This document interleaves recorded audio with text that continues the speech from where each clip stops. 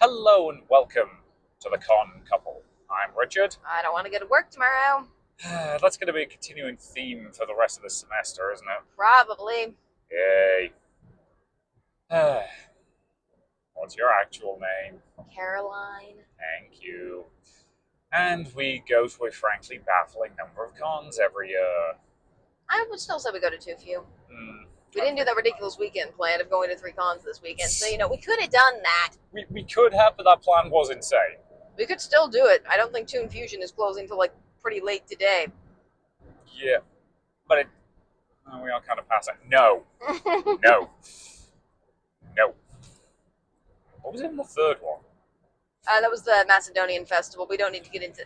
If I talk about the fact that I am of Macedonian descent on this podcast, which I am now doing, that is the most controversial thing we're going to be talking about, because the Macedonian-Greek feud is, I don't know how else to describe it, but watching two people flail their arms at each other battle. It's about stuff that is so trivial it shouldn't matter, but it very does to those two groups. It's a whole thing. Again, I still love the fact that the only time I've ever seen your father genuinely flinch was when somebody mentioned they should combine the Macedonian and Greek festivals so they could both be larger. The person who said that did not understand how many people would die if you did that. There's a lot of hatred. A lot of it centers around the name Macedonian, who has the rights to it. I'm not going to take an opinion on that on this podcast because the whole debate is dumb. I want to clarify. Yep. That's the correct position. This is stupid. So yeah, we're not going to talk about that in any great detail, but we did vaguely consider doing it, but we're not that. We did go last year, just I guess as a brief review of it. If somebody who comes from a very small culture that doesn't have a lot of their culture represented in society generally, and is a culture of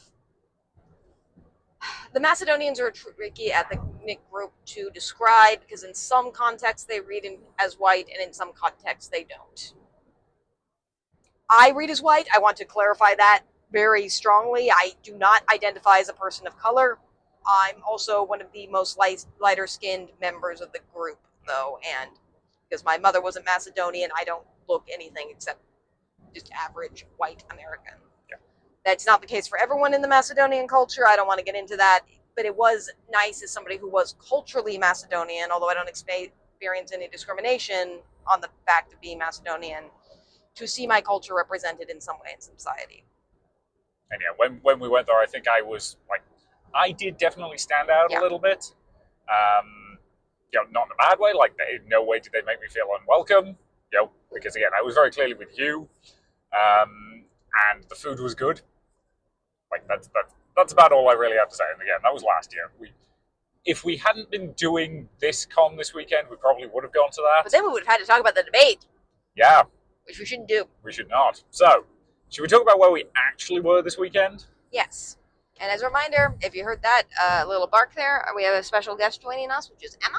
Yep. We decided to take her with us this weekend. Emma is our dog, obviously, as evidenced by the bark.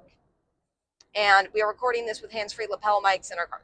Yes. And obeying all laws, in this case, Pennsylvania and Ohio. Yep. And also West Virginia. Yeah, very briefly West Virginia. We passed through 15 miles of West Virginia at one point.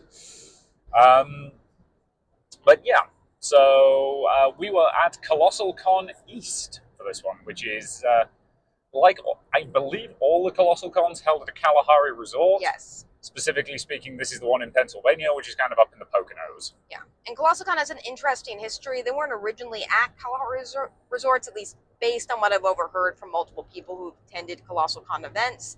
They moved to a Kalahari resort at one point. And since then, they seem to be combined with Kalahari resorts for all of their cons, of which there are Prime, which I assume is the original one in Sandusky, Ohio. Yep, that's the one we've been to a couple of times. Yes. ColossalCon East, this was our first time here this weekend in the Poconos Mountains. Yep. ColossalCon Texas, which we've not been to, and ColossalCon North, which is in Wisconsin. Yep. Texas, I think, is in Dallas. So. That's about a 17-hour drive for us.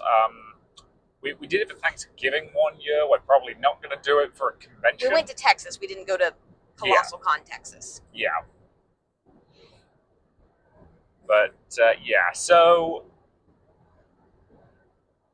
as we said, we've been to Prime. We actually talked about ColossalCon Prime on the podcast. If you want to go back and listen to that episode, you're very welcome to. Incidentally, I have now finally got everything caught up on YouTube. So, YouTube and the audio-only versions are now synced up in terms of roughly when they're coming out. Yeah, shout out to the furries, by the way. You guys actually listen. Yeah, thank you. So what I'm just going to say is, if you are watching this on YouTube, like, share, subscribe, all those YouTube pleasantries. Maybe it'll do that thing where it does the rainbow around the like. Yeah, I'm curious to know if it does the thing when I say the word subscribe. And if you are listening to this on Spotify or Amazon Podcasts or any of those places, again, feel free to subscribe. This is the first time I think you've ever done like a response thing. Yeah, I hate it. Then why are you doing it? I didn't ask you to do it. I know, but like again, since we're doing this, we might as well do it properly. But yeah. So I'm a bit unclear about the connection still between like ColossalCon and the Kalahari in terms of how the organizational system between those two things works. From what I can tell, and this is again based on what I've heard talking to people around the con and attending panels, the majority of the people who run ColossalCon itself are volunteers. Obviously, the Kalahari is not a volunteer and benefits financially from the con because people book rooms there. Yeah. I don't know to what extent ColossalCon also has to pay for like the space they're renting within the Kalahari Resort and how much discount they give them to hold these events. And I don't know if there's anyone who works both of these things or organizes both of these things. It's kind of a little bit vague on that front. Again, we might be able to find out if we did a whole bunch of digging and asking around stuff, but generally we don't want to deal with that nonsense. My personal theory, and if I'm wrong about this, feel free to correct me, is that ColossalCon Prime was a massive, massive success and started making a lot of money for the Kalahari, and it wouldn't surprise me if they were the ones who pitched doing other Colossal Cons, in their other resorts. That's a theory. I have absolutely no evidence to back that up. It just feels like that makes a certain amount of sense. Mm-hmm. But yeah, and ColossalCon generally is a party con. Yes. It is hosted at a water park. If you are an attendee of the convention, you can buy tickets to get into the water park for cheaper than you can if you're just staying in the hotel. Because they want to encourage you to do that. You see a lot of the classic, like the bikini cosplay and the cosplay that's basically a pair of thematic swimming trunks. Absolutely great. Like, I love how much fun people clearly have just hanging out with their friends in a cool water park. And after hours at the water park is just for convention goers, basically. And with that said, I genuinely don't know how many people were here this weekend who weren't at this convention. So a couple people on Thursday, because this convention runs Thursday to Sunday. Yep. ColossalCon Prime one runs Wednesday to Sunday. So this one does have one fewer day. That said, I would say crowds seem similar in size. I was telling Richard this, according to AI, which I did not check with AI, it's just plugged into Google, like it is for all of you, and it's the first thing that pops up, and it's not my fault. I can't get rid of it easily. Yeah. But according to the AI bubble that popped up when I tried to ask Google to then search for me a page about attendance numbers, they said it was about 5,000 people. I don't think that's at all accurate. No, that's shouldn't be trusted because wrong. it's AI. So. But yeah, put it this way: we did some quick googling as we were leaving, and apparently this Kalahari has somewhere in the region like 950. It's 977 rooms. Yeah, and based on what we saw just kind of walking the corridors, a decent chunk of those were the room block for this convention. And most people were not, they did not have those rooms themselves. Yeah, most probably have about an average of 4 people per room, I would guess. If not more. Yeah. Because as a party con, a lot of people like to attend with friends. There's a lot of really fun cosplaying groups that come around together. There's a lot of parties. People are drunk at pretty much all hours of the day. Yeah. Shout out to the Eevee baseball team. I think the Eevee baseball team was great, yep. Which was basically just they were wearing sort of baseball jerseys with the numbers of the relevant evolution on the back, as in taken from the Pokedex, and then with themed baseball caps and headpieces and stuff like that. All in the colors of your evolution. It was really cute. That was really cute. That was a great group cosplay idea. Yeah, there were a couple of Squirtle squads wandering around, all that jazz. So this is a really great place just for hall cosplay generally, I think. Just walking around the halls here, you see so much cool stuff. Yeah. It's pretty much everyone is dressed up. Yeah, I commented this was a really good wing con. Yeah. As I can't remember if I've mentioned on the podcast before, but one of the things I do want to do at some point is a cosplay that involves wings. And we saw a lot of really good ones, just again wandering around the halls this convention. Yeah. Because wings are cool. They are very cool. You all right there, Emma? I think she's just tired. Yeah. Which I think we all are. Yeah. This is an interesting con for us, as we've mentioned, because the school year started. So I will warn you, we didn't do as much stuff at this con as I think we typically would. In part because I had some work-related stuff I had to do this weekend. Yep. And in part just because I think we're kind of tired. And as a late-night party con, we did pretty much none of the late-night stuff. So, but in fairness, no one remembers what they did for the late-night stuff anyway, so it's hard to review. But yeah, the thing I will say is just that we probably wouldn't have gone to this convention if not for one specific thing that we'll talk about later. At least in part because this one is a 6-hour drive for us. 6 hours, it's the longest we've done in a while. It's the second week of the school year. It generally would not be time I would take off. But a couple specific things happen to have that happen. Yes. So yeah. So I'm trying to describe the space parking situation at all. Sure. So the space itself is similar to Prime. Like you can very much tell that the Kalahari here and the Kalahari and Sandusky, have the same aesthetic. Like I'm pretty sure it's the same carpet. With a similar sort of basic layout. So where this one's sort of a figure 8 shape, with a couple of. So I'm willing to bet those two central sections you can open up pretty much as much. Can we go to Reptile Land? Absolutely not. Aw, but the poster made Reptile Land look really cool. Yeah, but Emma would get jealous. I want it. It's probably just a pit of reptiles in someone's backyard. You know that, right? Yeah. I'd pay $5 to see that. Yeah, maybe. But have some person who has a missing eyebrow give us a tour. I love you. Why don't you let me get murdered? This is the same reason I wouldn't let you go to that event that was just being held in someone's basement. It was a cosplay themed event. It was a cosplay themed event where they encouraged you to find your trauma through cosplay and let it out. That's definitely a cult. Anyway, so yeah, kind of built on a figure 8 shape, but with one of the bottom pieces of it. Actually, a figure 9 shape would be more accurate. That doesn't make any sense. Yes, it does. Okay, yeah, I see what you mean now. Thank you. If you're thinking of a 9 specifically the way you would on a digital clock, where it's made up of those separate pieces, with that bottom so that bottom corridor you can't get through, but the 2 open sections in the middle being 2 massive halls that are deliberately designed so you can split them up into smaller panel rooms. So specifically, they were running 6 panel rooms at this con? Yes, I think 6. There was 1 main event and a couple bigger panel rooms and a couple smaller panel rooms. Yeah, I think basically it was Events 1 was the biggest by quite a ways. Events 2 was pretty sizable.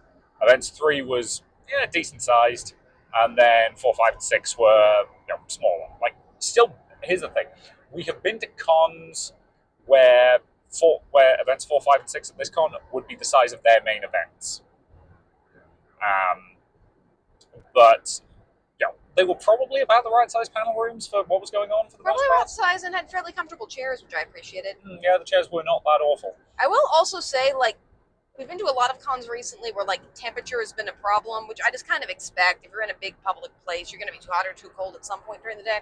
They had this building really well insulated to the right degree. There were a couple mornings where it was a little cold before people showed up, but for the most part throughout the day, I felt fine and great in terms of temperature control. Yeah, they had that on lock, so good job, Kalahari. I will say it was a fairly easy weekend for it, just because the temperature is around a temperature outside that everyone likes anyway. Yeah, but even so. Yeah, this con I've done almost no cosplay. I've been just in normal street clothes most of the time. I've been wearing a t-shirt all weekend and have been comfortably going outside with no problems. It hasn't been excessively hot, but I have not been cold doing that. So they had a nice weekend for it. It was a little rainy on Thursday, but not too bad. And then for the rest of the weekend, it was pretty nice, which is important for this con because they do a lot of outdoor stuff. And people take pictures and their cosplay outdoors. Yeah. And there's an outdoor section of the water park that I assume people at least hung out near. It might have been a little cold to swim this weekend, but I'm sure some people did anyway because alcohol makes you do stuff like that. Yep. And the indoor water park looked pretty good from what we could see of it. Again, we did not pay for water park passes, but there was at one point we realized like an observation window where you could kind of look down into the space, so we had a brief look. That makes it sound like we were creepily standing at a window staring at people. We were doing that a little, but not for that long, like 5 minutes. We weren't looking at anyone specifically. Yeah. We were just kind of looking through a window that's there to have you look at people. Yeah. Again, I kid. So one thing that's interesting about the space layout is for both registration, unlike other cons, it's not in a room. It's just like a booth that you come up to. Mm-hmm. And cosplay repair is also just a booth. Yes. Like you just walk up to it and it's like a little stand that you can go up to and hopefully get help with your hot cosplay at. Yeah, the main problem is, given where it's located, if there's a queue for it, you're taking up the corridor, and you're potentially taking up the corridor in a damaged cosplay. You don't want people getting too near. So, yeah, that wasn't great. I think we really have just been spoiled by how dang good Tekko's cosplay repair was. Yep. Yeah, Tekko's cosplay repair was fantastic. This, I would say, is about average. At least they had it. But it's not like... If you have any type of repair that requires like sewing or even gluing or something like that, it's going to be difficult to do that at just like a stand. It's not like in a room where there's chairs or places you can sit down or construct things. Yeah. That said, we didn't utilize it this weekend, thankfully. Yep. Again, as I said, I was in street clothes most days. We'll talk about your costumes kind of as we go. They also have the standard fare of just an arcade that is like every other arcade I've seen at one of these cons, and a tabletop gaming room, which we'll review when we get there. Yep. The other thing was you do have access to other stuff within the Kalahari Resort itself. Mm-hmm. So they do have their own arcade. Which you do have to pay for, and is pretty standard in terms of just a bunch of ticketed games and a lot of claw machines. Yep. There's a Build-A-Bear workshop. Yep. There's a bunch of food places. Yeah, we weren't lacking for food options at this one, I'm not going to lie. It was all a little expensive, but not break the bank awful. And it is resort, so it also has multiple gift shops and stuff like that in it. It's also probably worth noting, and this is something I think we find a little bit problematic, all Kalahari resorts, or at least the two we've been to, so I would probably standardize from that, are African themed. Yep. We're going to be honest, as two people who are, as we mentioned earlier, fairly white, put it this way, both of us would put white on any form that asked us what our race was. The British Empire did a lot of very bad things in Africa. So going to an African-themed resort, it squeaks me out a little bit. It makes me feel kind of guilty in some weird ways. Because I'm going to be honest, I suspect the people who own the Kalahari probably aren't from Africa originally. No, and it feels a bit appropriative. That said, I don't think that's on the con itself. And they are tied somehow to Kalahari resorts with some particular way. And I suppose on a pure business level, I do understand that redoing the theming would probably take a lot of money, I guess. But even so, I feel like there are ways probably to bring it into the 2020s that I don't feel like they've quite done yet. Yeah. But yeah. So again, but the con really doesn't mention the theme at all, and it's not as though the con ever uses African motifs in their marketing. No. Again, in the con's marketing, they will focus on the party atmosphere and they'll focus on the water park. Yes, and ColossalCon is not a con that has a theme as far as I can tell. Yeah, I've never heard mention of it. I think the theme is just hang out with your friends in a water park. Yeah. That's the theme. Which is fair. Yeah, not all cons need themes. Again, some cons go heavy into it, some cons don't. Yeah, that's fine. Whatever is going to work for your specific con. And given how busy and popular they are, it's clearly working for them. Yep. Yeah, we weren't sure what to expect with this one, but I think that levels were probably comparable on most days to what we were seeing at Prime. Maybe a little less people, but not much. So I think there was probably noticeably fewer people, but in a slightly smaller space, so it felt similar. Yeah. I think it didn't feel quite as busy, but it felt similar. Mm-hmm. So again, I'm bad at estimating numbers. I would suspect maybe 3,000 or 4,000 people fewer than Prime. Mm-hmm. but again in a slightly smaller space. And the queuing definitely wasn't as bad, which I think is just because of the way this one's laid out. I think they had fewer panel rooms, but each one was bigger. Yeah. Which meant there wasn't anywhere near as much pressure to get into it if it was a thing you really wanted to go to.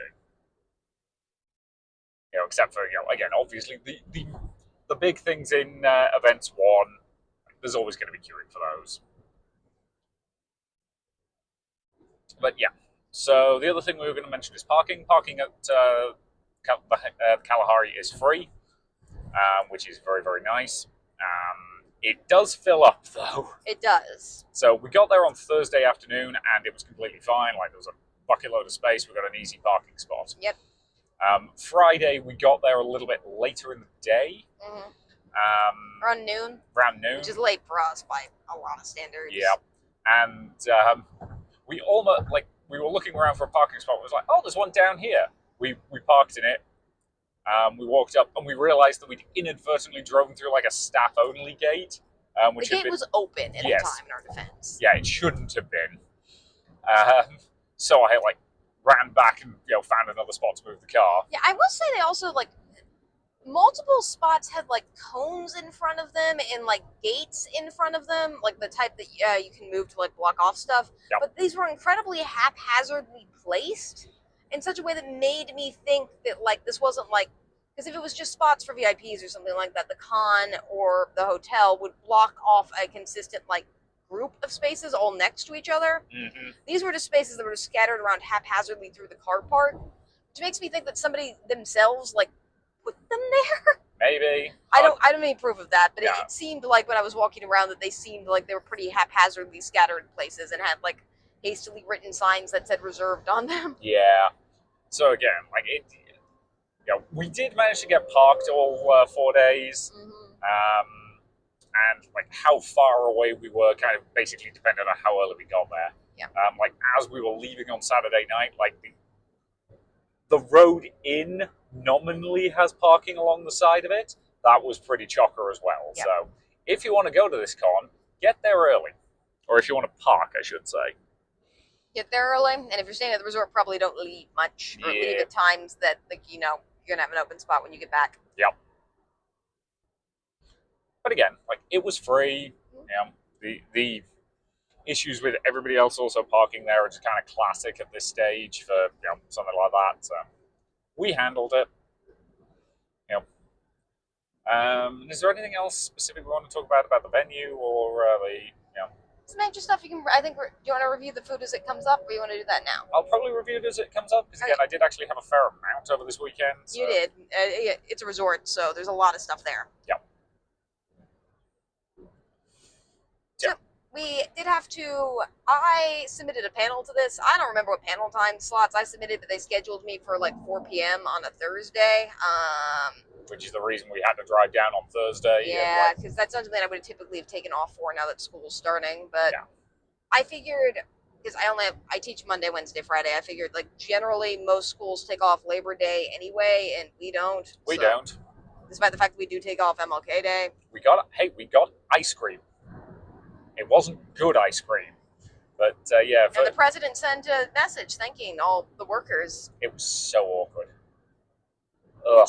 Anyway, but yeah, so because you had a panel to give at 4 p.m. on Thursday, we got up, we packed up the car, and we hoofed it. Because, again, this one's a 6-hour drive for us. And we took Emma with us primarily because, 3 days we feel fine with leaving her with a dog sitter. But 4 days or more, it's a little hard on her. So we decided to take her with us. What are you doing? Grabbing you the schedule. That would be useful, thank you. It's just in the contact back here. It's perfectly safe. Again. So the drive down was 6 hours, so we pretty much had to hoof it down there. Because while my panel was at 4, I didn't know how long parking or registration was going to take, and I wanted to make really sure that I was going to be there on time. ColossalCon does seem to have fairly good panel reimbursement, though. I got my badge comped for the whole weekend running one panel. And had Richard run a panel, he also would have gotten his whole badge comp. So if we wanted to just run 2 panels, we could have been there the whole weekend, which is, I think, a pretty good badge comp policy. Yeah, that's a very good return, especially for a con this size. Like normally, smaller cons will do it that way, and bigger cons will want you to do more paneling in order to get a free badge. Whereas, yeah, this one, as we said, if you hadn't been accepted for that panel, we probably wouldn't have come to this one. But it meant that your badge cost exactly nothing. Yep. Also meant you got unique art on yours, because yours actually says panelist or... Yeah, it was pretty cool. It does say panelist on it. Yeah. It's similar to the multi-day pass one, but they do check badges here at pretty much every doorway that's into the convention center proper. Yep. They don't check them at individual events, which I do like. Yes. But they can tell just based on how your badge looks what days you're supposed to be there, which is good. Yeah. Yeah, they're also color-coded, because I noticed the Sunday-only ones were green, for example. So we got there, I think, probably about 3, little after 3. My panel was at 4. Yeah, it was like 10 past, 20 past 3, somewhere in that ballpark. I'm parking relatively easily. Yep. It was a little bit confusing getting into the convention center because they do have the entranceways to the convention center blocked unless you have a badge, which means if you're trying to look for badge pickup, you're going to go in the wrong door a couple times because there's not any signage outside of the building indicating where it is. Yes, some external signage I think would have helped on that one. And for us, we kind of come up the back way towards it, and if you were staying at the hotel and the first thing you did was check into the hotel, then it would have made more sense logistically. Yes. We were doing that the opposite direction around. Yes. So we went in and we stood in line for 2 seconds and got your badge. Yep. Again, the badge people were motoring. It was basically, I walked up, they scanned my QR code, they handed me a badge, job done. Yep. Simple, easy, efficient. We didn't really see a long line all weekend. Yep. I suspect it was a little more complicated the other days because, I don't think they sold a Thursday-only badge. Yep.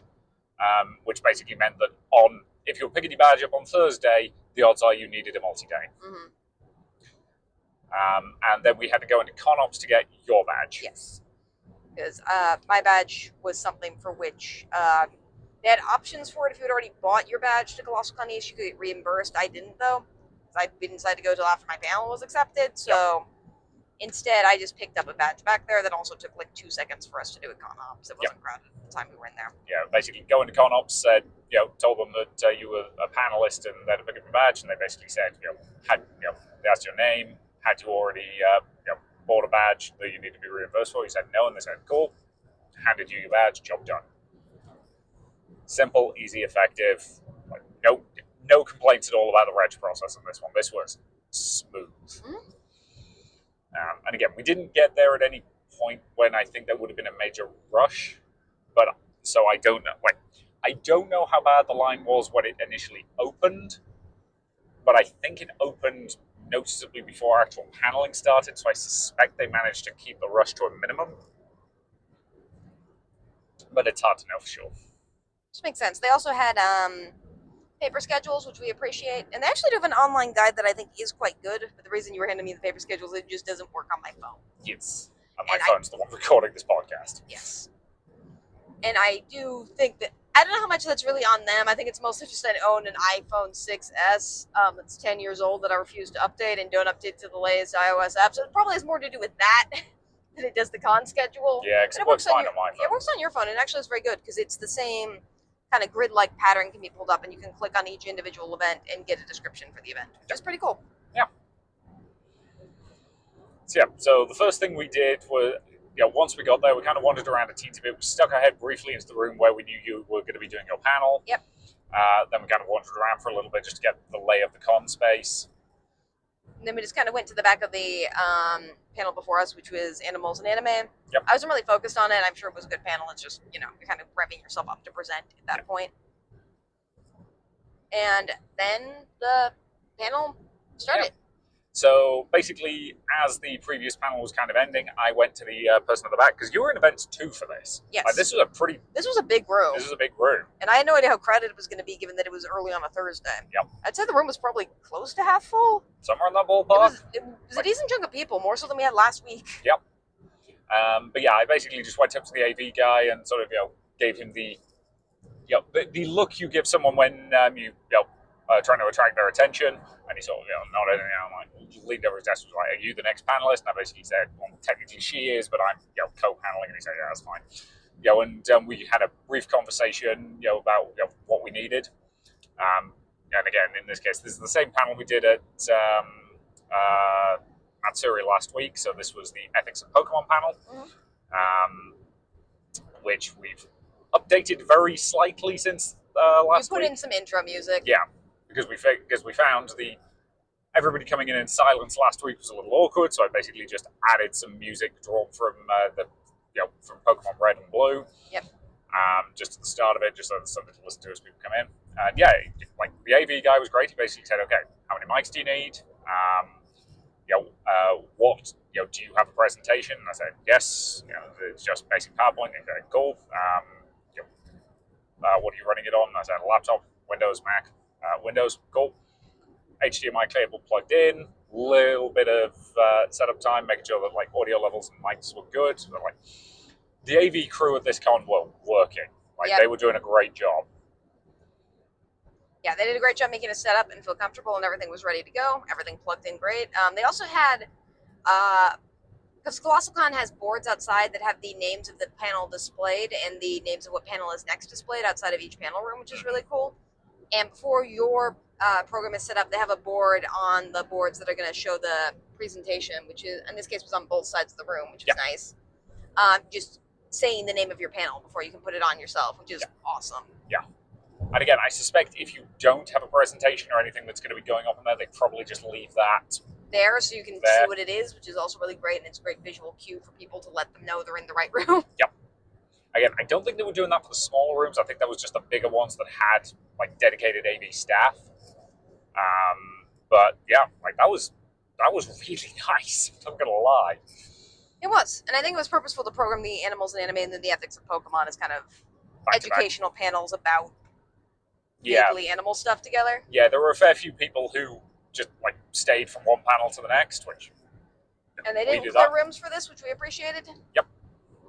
Yeah, yes, that was one thing I found interesting. At this convention, whereas at Prime they basically clear rooms between every panel, at this one the only room that was getting cleared was main events, which is also just labeled events 1, but it's main events. It's effectively. Main events. And that was just because they like had specific setup time for different things. And again, if you're actively putting your room closed for setup on your schedule, I don't mind you clearing the room. Yeah. Like that's okay. Yeah, the thing after us was a concert, so people like left the room for that, obviously. Yeah. And again, like they did. The AV team did not make any effort to basically say, "Okay, you're done, get out." Yeah, no. They let us kind of clear out as we were ready to go because they, And we finished pretty much on time. Presentation was the same as last time, about 45 minutes, but this was an hour time slot, so we had about 15 minutes for questions. Yep. And again, it's hard to review your own stuff, but I think it went well. People had really interesting questions. Oh, and stuff like that, so. And people complimented us throughout the weekend about the panel, which was awesome. Somebody said it was their favorite panel of the weekend. They did say this on Thursday, though, so I'm not sure like how much that held up later. Yeah, they didn't really have anything to judge it by at that point. But they liked it a lot, and it was fun talking to them outside. I think you were getting something out of the car at that point. Yep. Yeah, we also gave out a bunch of our ribbons. Yep. Well, I appreciate the previous panelist who was in the room before us gave out ribbons at the end of their presentation. Like, well, we should do that too. So we did. People appreciated that. So. Yep. Yeah, we had quite the queue. Yep, and people came up and said nice things. Again, this I think worked a little bit better than it did last weekend. I would say both worked. This was, I think, a little bit stronger than last weekend. I think it was. Partially that's just, it was the second time giving it, so we kind of knew what we were doing a little more. Yeah. Partially it was just, I think it was a better room just from a busyness level perspective. There were more people. Again, a couple people did leave. I think it's hard to know with a panel like Ethics and Pokemon how serious it's going to be, and this is a primarily educational panel, so I can understand that, like, some people might go in thinking it's a bunch of jokes, and it's not. So. It's not. Most of the jokes are at my expense. Yeah, which was funny, though. Yep. We got somebody to cheer for hating the French, so that was cool. Again, for the record, I don't actually hate the French. It's just a joke. Like, at this point, the relationship between the British and the French it's a siblings thing. Like, we're basically on par with each other, and we mock each other because we can. Like, me hating the French is not punching down in the same way that the French hating on the English is not punching down. No, it is friendly banter. I would say it's similar to the Macedonian Greek fight, but it's not in any way, shape, or form. Really not. I don't even know what's going on with that one. Please do not email me about that conflict. Oh my god. So yeah.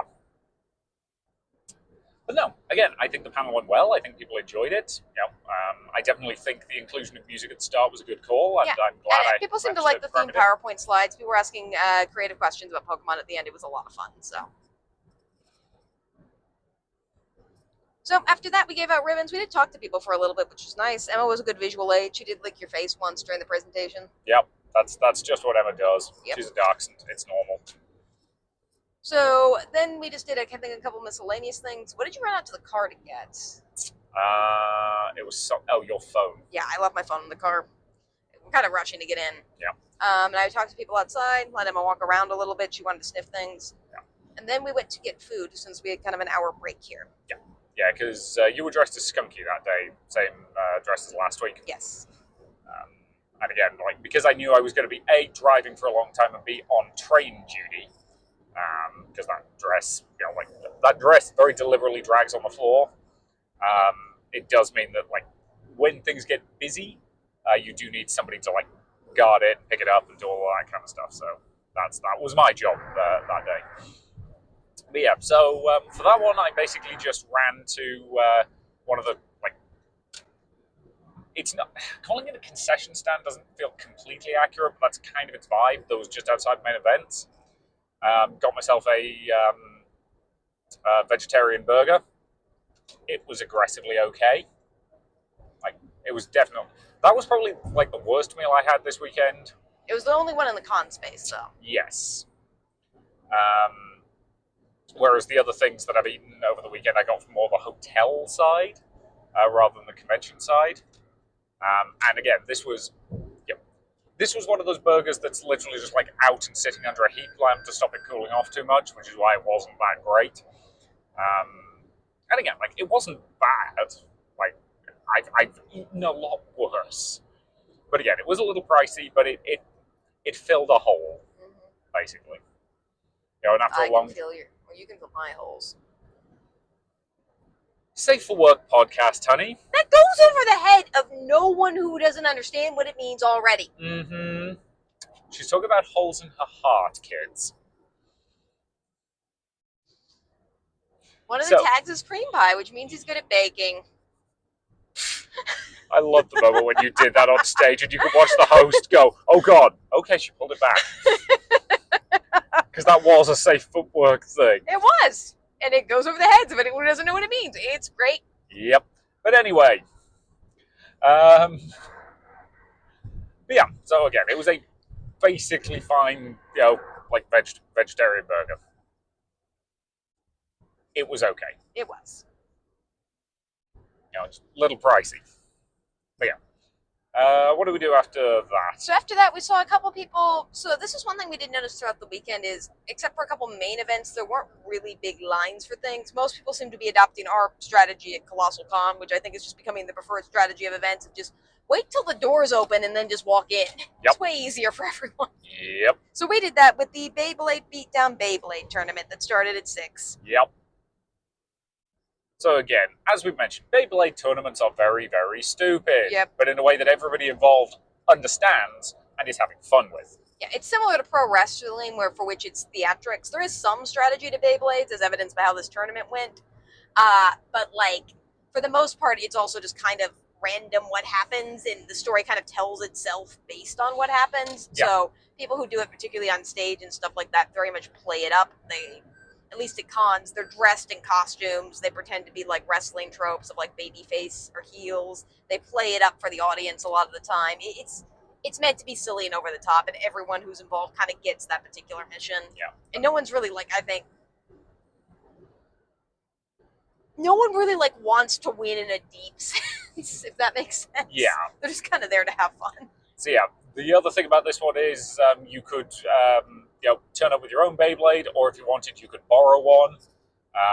So you gave whatever your name was, and you also gave the Beyblade a name.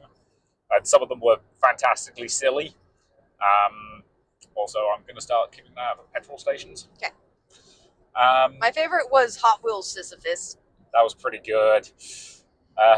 Before we get into that, I do want to talk about like the room layout though, because this was effectively it's events one. It's effectively made events. The room layout for this was interesting though. Yes, it was very long and thin. It was very long and thin. There was a catwalk at the front, and there were seats on the right and left of the catwalk that were facing towards the catwalk, not towards the stage. So Yes. parallel with the stage. Yes. And then a bunch of seats that were just facing the stage, like you would expect beyond that. Yeah. Similar to events 2, which is the one we were in, there were screens on both sides, so you could like see, and they had somebody recording what was on stage, so people at the back could see. Yeah. Yeah. So again, I do worry that the people towards the back of that room wouldn't have terribly good views. Mm-hmm. Just because, again, of how far back they were relative. Though I think the elevation of the stage would help a fair bit. Put it this way, if you turn up late to something that's in main events, bring opera glasses.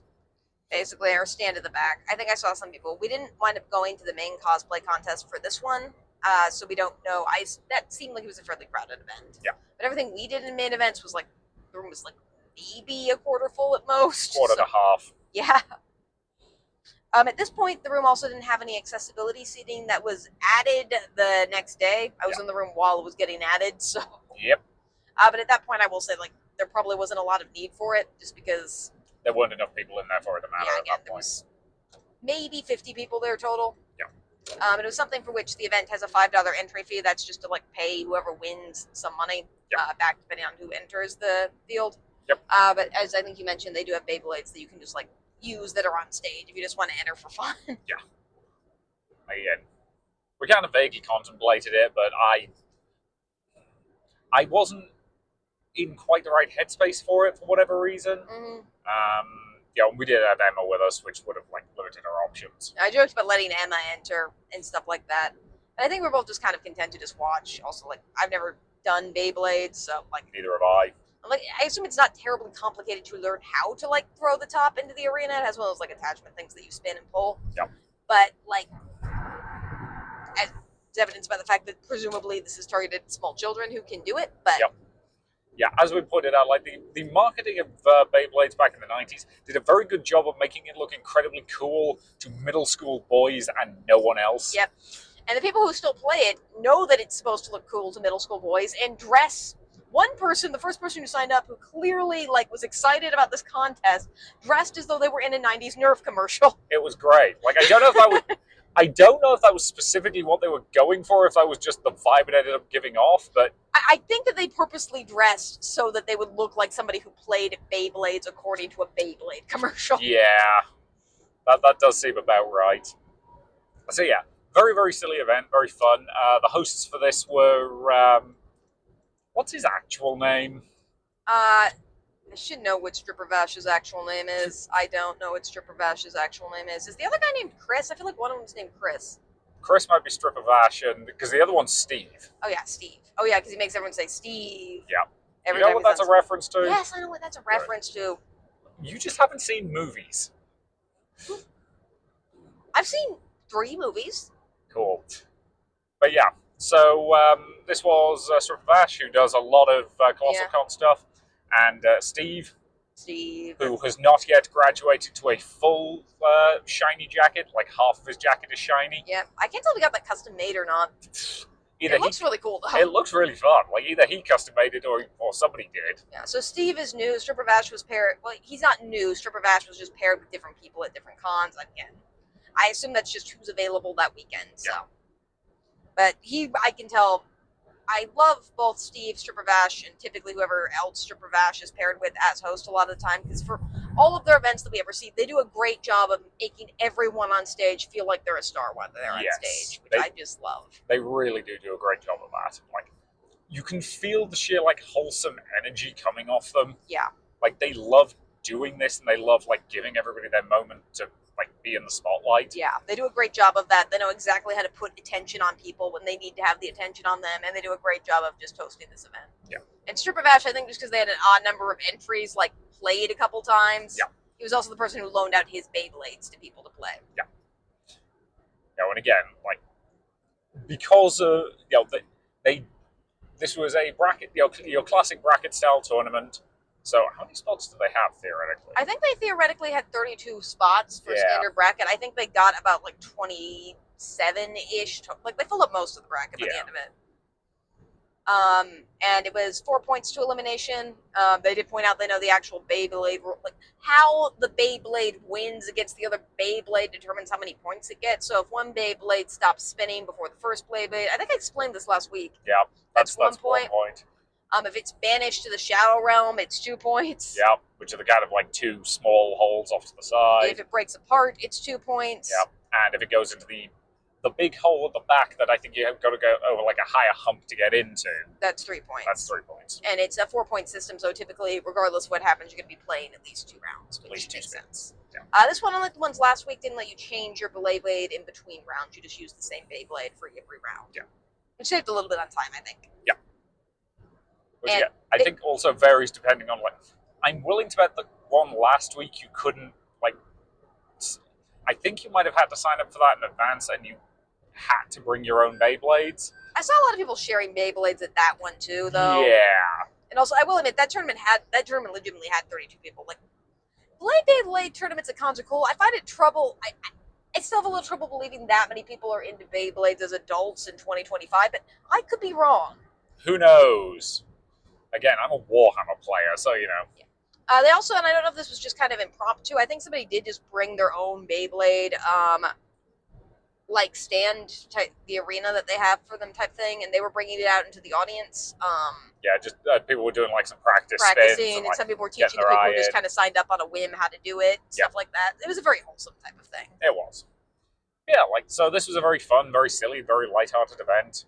Somebody got labeled the Child Slayer at one point. Because one kid entered, and they lost in the first round, and everyone booed their opponent, because obviously. Yeah, and again, that person clearly understood, okay, I have just defeated this child. I'm the bad guy now. Let me play it up for the crowd. It was fun. And again, like classic, like wrestling style, being the heel and understanding how to do it well. The kid, I think, was a little upset, but again, Beyblade tournaments are very wholesome. I think somebody gave him some stickers or something like that, and he was perfectly happy. Yeah. So. Yeah. And the person who won wound up being this like Magma cosplayer who was she was so cute. She was adorable. What do you say, Magma? You mean Team Magma from Team Pokemon? Magma, yeah. Like she was just, she was, I think, playing with her friend's blade that they lent her. And she got all the way to the finals and won, and it was just she was so cute. Like that was full on like bouncing. It was so great. Yeah. And everyone was just really had a camaraderie there. There was one person who I think made it to top 3 who brought like a box of like 100 Beyblades. Yep. He did not mind at all losing to somebody who was clearly doing it for the first time. Yeah. So. Again, that was adorable to watch. They all held hands on stage at the end. It was so cute and fun. Yeah. Yeah, there was like, lifting up each other's arms, bowing and that kind of stuff. Yeah, it was very cute. Yeah. So, yeah. So after that, we didn't want to stay too late because we had Emma with us and we needed to check into the Airbnb. So we did briefly walk down the hall and check out the arcade. That's when I think we first got the taste of the room door setups. This was similar to ColossalCon Prime, where a lot of people decorate their doors and put like markers outside their doors to have people like write on them and stuff like that with various things. Yeah. For the record, when we say write on them, we mean like write on paper taped to them, not writing on the actual doors. No, most people don't commit actual vandalism. Most people will have that. A few places also have just like a take leave box where you can like take and leave stickers and things like that. So all of which is very cute and fun, and it's fun to just go around and see the different doors. And most of them will ask questions like, what's your favorite anime? And then people will write down their answers. Or what's your hear me out was a very common one. What's your favorite crack ship was another pretty popular one. Who would win in a fight, all of that stuff. Yeah. So we saw that. We checked out the arcade briefly. We briefly went by Build-A-Bear just because there were some bears that, for whatever reason, ColossalCon seems to be the only one that has them in stock. Yeah, or the Kalahari. Yeah. Specifically. But they were closed. Yeah. Which was interesting because they weren't supposed to be at that time on a Thursday, but yeah. You okay? Yeah. Okay. That was the end of that sentence. That's fair. So then we went to our Airbnb. That was... Yeah.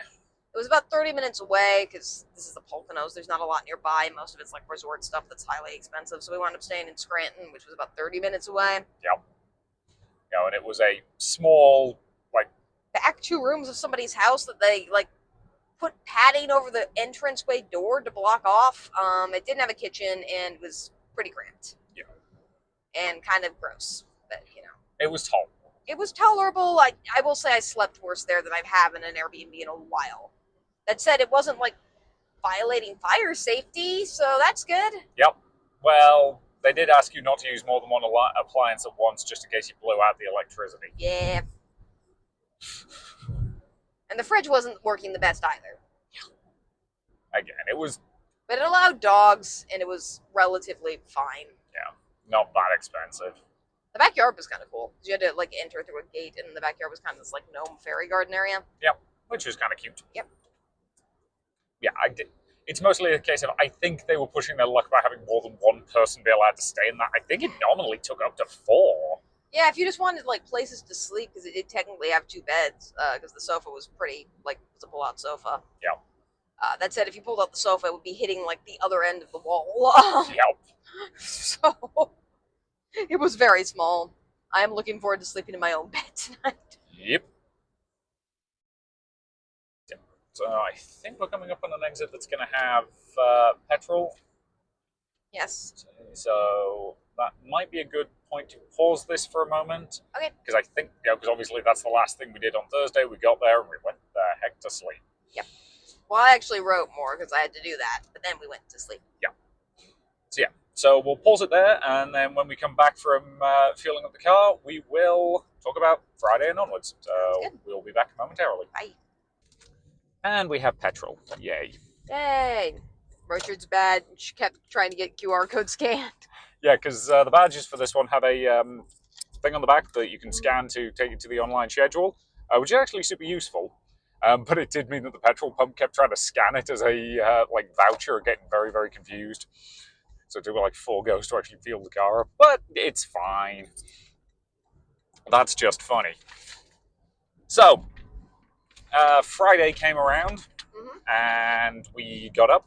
Yep. And rather than rush over to the con, there wasn't anything on Friday we really wanted to do until about noonish. So we got there, I think, around 11:30-ish. Yeah. So we deliberately stayed at the Airbnb, petted the pooch, and I was working. You were working. And again, I had to take this as a couple of vacation days. So you were told not to work, so that's nice. Yep. And I didn't bring my work laptop, so I couldn't have it anyway. So this is when we had the most trouble finding parking, because we did get there later on Friday. So. Yes. We still found it. There were still a bunch of spots in the area where we did park, and it was still an official park area. Yeah, it was just a bit further away. But as you said, the costume we were wearing that day was one you could actually maneuver in. Yeah, because we were doing the in-character cosplay contest again, which is similar, or it's the same as the one at Prime that we did back in June. Yep. Except this one, so you were dressed in a star dress. Yes, to be Duplica from Pokemon, mostly because you wanted to be Ditto from Pokemon. Because we needed you to transform into different Pokemon for the bit. We'll probably explain that. We'll talk about that in detail when we get there. Yeah. But, so... What? Just the weird road markings. Anyway. So the first thing we did for this was actually go to Build-A-Bear. Yes. Because, we knew the first panel we actually wanted to go to was at, midday? And there wasn't really anything all day that was grabbing us this much. And we did comment at this con generally. While they do have a lot of programming, there's pretty much stuff constantly going on in 6 panel rooms. There's not a lot at this particular con that interests us specifically. Which is not a criticism. No, that's, again, it's mostly just a case of there's a lot of very focused content at this con in terms of, there's a lot of things that are about, one specific anime or something like that. And if you haven't seen that, that's probably less interesting to you. Mm-hmm. And again, if you're especially weirdos like us who aren't actually that into anime but go to anime cons just to like the vibes, then it can, it means there's less stuff that's screaming, go to me, go to me, go to me. Mm-hmm. Yeah, so we went to Build-A-Bear. I bought you a couple of bears for your birthday. Yep. Actually, well, is the red panda technically a bear? Oh, more people are going to email us about that than they are about anything else. Yep. But yeah. Well, the other thing was a unicorn. That's definitely not a bear. The unicorn is definitely not a bear. But these were the unicorn is a color or like prismatic color that matches my Princess Celestia cosplay. It does look kind of like a pig, but it's still really cute. And the red panda I've wanted for a while, and it's just I haven't seen either of these in any other Build-A-Bear except for the Kalahari Resort Build-A-Bears. Yep. So we went there and we bought both of them. And Yep. It was cute. So yeah, we carried them around with us for most of the rest of the day. one of the pandas we picked out had a hole in it, so they let me pick out another panda, which was very nice of them. So. Yep. And after that, we kind of ducked into some 12 o'clock panels. So we went to Fastest Finger first, which was a trivia competition panel. Yep. That was, I think, by Paradox Panels. Mm-hmm. But it started kind of early, so we didn't really, or we got there late, so we didn't really stay there for too long. Yeah, there was a bunch of people up the front kind of playing the game, and I'm going to be honest, it wasn't a great game to just be in the audience and observe, just because of the way it was set up. Okay, I think people were having fun with it. It just wasn't something we had, wasn't something we wanted to deal with at that point. So instead, what did we pivot to? We went to Pokemon Name That Tune, which we kind of sat in the back of. Neither of us, as I mentioned last week, I'm a pretty casual Pokemon fan, or as are you, so I wouldn't be able to get any of these questions, but I enjoyed watching people play, and this was a typical, they play a clip, and then they ask the audience, and people raise their hand, and they get candy for answering right type panel. Yeah. Which again, perfectly fine, perfectly functional. Mm-hmm. You know, everybody seemed to be having a good time.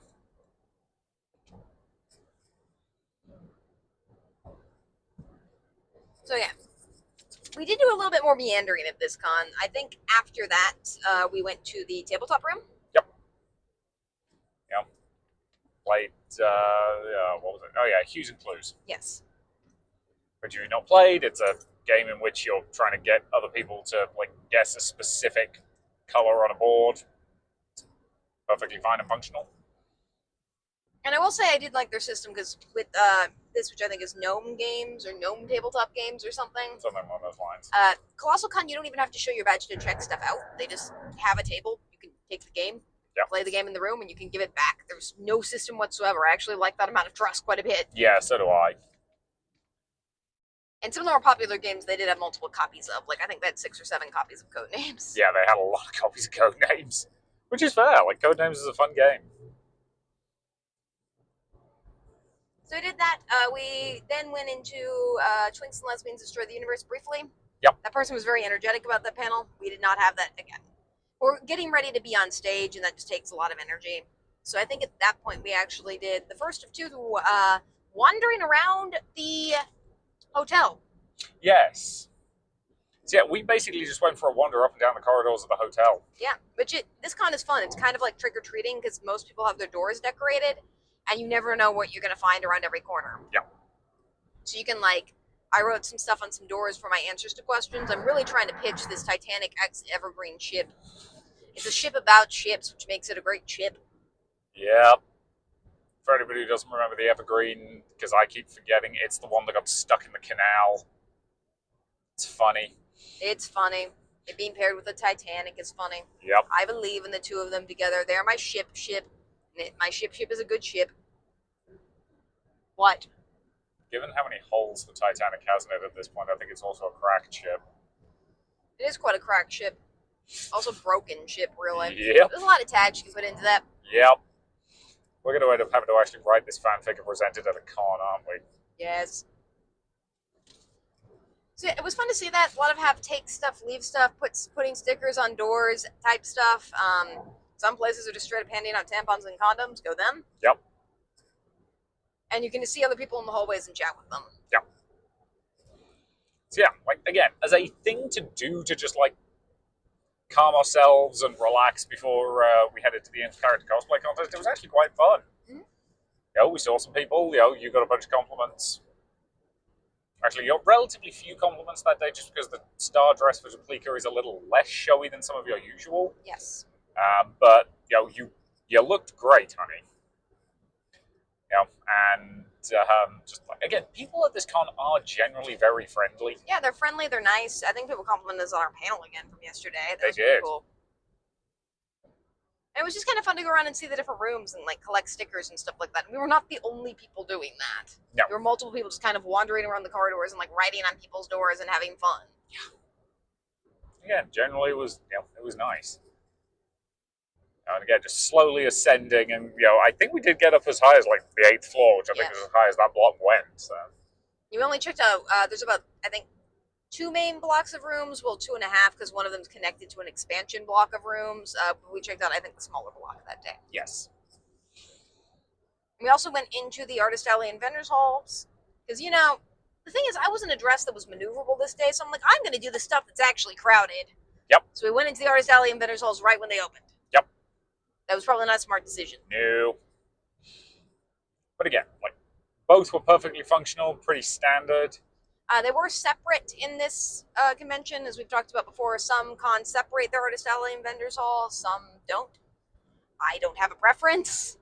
I will say that the Artist Alley seemed to be more popular. It had a line outside of it when it was about to open, and the Dealers Hall really kind of didn't. Yes, I did notice that. But it's interesting the Dealers Hall was also where they had their autograph space. Yeah. But I think you had to buy the autographs in advance because there was a stall kind of outside with like autographs on it. So I think you could basically like buy your autograph in advance, then go up to the person's booth and just like hand them a ticket or something. Mm-hmm. Which was probably a reasonable system for it because it meant that like the people at the tables didn't have to have like card readers or anything, and probably smoothed that whole process out a bit. But who knows? But yeah. Other than that, it was very crowded in those rooms. Like the Artist Alley, I think was actively a fire hazard. Yep. It didn't stay that way the whole weekend, but it definitely was. Yeah. Yeah. You also, I bought you a Ditto. Yep. Which we used in our performance. Yeah, well, it was a reasonably priced Ditto, and I do have a new costume for Duplica that didn't arrive in time for this, but it's of course a ball gown, so I'm excited to wear that for other cons. Yep. Other than that, there's not really much to say about the Artist Alley and Dealer's Den. Yeah, again, perfectly fine, perfectly functional, nothing particularly weird or noteworthy. No, the Dealer's Hall was a bit small for like a con of this size, but it's clearly not the main draw of the con. And like a lot of things, it was a bunch of Pokemon plush. So there was a lot of Pokemon plush. I'm not going to lie. Quite a bit. And yeah, the Artist Alley seemed to have a lot of artisanal works, but nothing really that interested us all that terribly much. Yeah. I don't know how anyone was buying anything in there at certain places. It was busy. It was extremely busy. It got less busy over the weekend. We had to, I think, leave the Artist Alley just because, like, you actively could not move. Yeah. Like, it was probably a bit of a fire hazard at that point. Like, I think the Artist Alley might need slightly more room. Not even to put in more, like, artist vendors, just because, like, I don't think it was that bad most of the rest of the weekend. It was just when it opened, there was that initial surge. Yeah, you might need to like stagger entrance or something like that because it's definitely not accessible for disabled people. Yeah. And there are people in there with like stuff like strollers, and I'm like, guys, I don't really think like having a stroller in here is feasible right now. Yeah. But yeah. So what do we do after that? So that was kind of combined because I think we did spend most of the afternoon.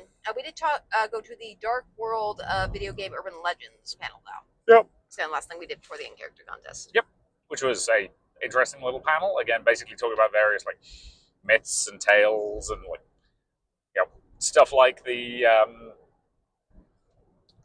the CIA designed an arcade cabinet specifically to like test methods of psychological torture. Is one of those urban myths. So there's like, no, that's a hoax. But people heard about it and made their own versions of that game. And it's like, of course they did. Mm-hmm. And stuff like that. And I recognized a couple of them. One of the big, like, there was an actual ghost that haunted Lavender Town that would, like, brick your game or possibly murder you. So again, I recognized a few of those. And again, it was a pretty well-presented panel. Mm-hmm. It got pretty popular, like more popular than I think they were anticipating. But it was fun. I enjoyed it. Yeah, it was actually fairly crowded in that room at that point. Yeah. And it wasn't Event 6, which is one of the smaller rooms, so maybe just give it like a bigger room next year or something. Yep. Yeah, but at that point we did end up leaving a little early just because I needed to run back to the car to get some of our stuff. We needed props for the cosplay contest because it was a very hot prop heavy, like improv type contest that we planned in advance. Yep. And this is improv in the sense that like it's not scripted, but for the most part, everybody knows what they're doing for round one. yeah. So explain the exact like levels of it as we get into it. They do ask that everyone be there an hour early. Yeah. For ColossalCon Prime, we had to get like a special sticker and check in to verify that we were there, and then show them that sticker to get into the room. Yeah. For East, we just walked into the room. Uh-huh. Like technically, anyone could really walk into the room. I doubt anyone was going to kick them out, which is fine. Yeah. Yeah. So we went in. We got the talk from Vash and Steve. They checked everyone in, just made sure that all the groups were there. There were 17 acts for this. I think there were 20 for ColossalCon Prime. Yep. Interestingly, I think we were the only pair this time. Yeah, we were. Everybody else was an individual. Oh, the Mario and Peach were also a pair. You are correct. I always forgot about that. Thank you. But yeah. So, again... So we did sign up for this. I didn't know if we were going to get into it because I didn't even bother signing up for it, I think, until the same time I signed up for a panel, or I think it was after my panel got accepted. It was after your panel got accepted. I signed up for it, but it's less competitive, it appears, than Prime, because for Prime, you pretty much have to sign up the first day to get a slot. This one is, well, we'll talk about it, like, I don't want to say it's like, it's easier to get a slot. Yes. That said, the competition, in terms of it being a competition, was fantastic. Yeah, like everybody brought their A game. Yeah. So, yeah, we'll talk about that in detail as we kind of get through it. But so it's, you know, again, the actual like check-in process was very simple. They did ask if anybody wanted to volunteer to go first. That responsibility got handed to Dr. Evil, who is a person who sorry if I'm forgetting your name, but they're in pretty much every one of these cosplay contests for Prime. They adore it, and they've done it a bunch. Yeah, and they win a bunch too, as understandable. Yeah, they also frequently design their stuff specifically to screw with the hosts. Yep. You know, they were the Ice King. Yeah, they were the Ice King at Prime, so they love messing with people. Yeah. And they recognized us. Yep. A lot of people did. This is a contest that obviously attracts a lot of people like us who love doing character cosplay work. So a lot of them do enter it again and again. And as I think we mentioned in our Pride episode, it is an extremely unique thing. I think only ColossalCon has this contest. Yeah, it's the only one I've ever seen. And I wish more places did it because it's great. It's great. And it doesn't necessarily always have to be a contest, just anything that's like a showcase of character work and improv on stage that lets people get up and be silly in their costumes and just gives them that trust to do a good job with it is great. Like, that's a freedom that a lot of cons seem to be afraid to give their, like, attendees. And I've heard people like, well, you know, if you give somebody a microphone, you're never going to share what they're saying. And it's just... Again, we were basically warned. Now, remember, this is a PG-13 event. So, no cursing. No cursing. Don't go over the line. Like, a bit of innuendo is going to be fine, but, like, don't overdo it. And again, everybody was respectful. Everybody understood the assignment. Like, and Stripper Bash was talking to us before the cosplay competition, and he's like, yeah, because it's his favorite event, and I can tell it's his favorite event. Yeah. And he demands that every ColossalCon continues to have it, and I think it's a great thing. It's popular. It's great. I love it. Yeah. And he said, yeah, I want to keep it PG-13 because I think that improv or R-rated improv is lazy. And I think he kind of has a point there. Like, there's a lot of ways to just appeal to, like, curse words and sex jokes if you're doing R-rated improv. Whereas with this, you can be a little bit more creative with it. Yeah. Like, again, that's not to say that, like, R-rated improv is bad. We've done it. It's fun. But I do think he is right that to a certain degree you need to try a little harder if you have that PG-13 limitation on you. And everyone did way more creative stuff, I think, as a result. Like, all her whole Pokemon skit thing was... It was definitely PG. Yeah. It was just dumb. Yeah. Well, we'll talk about that. Yeah. So you want to explain the rounds and stuff like that? Yep. So the round system's relatively simple. You start off in what's described as the monologue round. Yep. Which is basically you have about 45 seconds to just kind of get up and do your thing. What that thing is basically up to you. You can deliver a speech. You can like interact with the audience in some way. Just embody your character in some way. Do something interesting. Round 2, apparently they try and change it up every so often.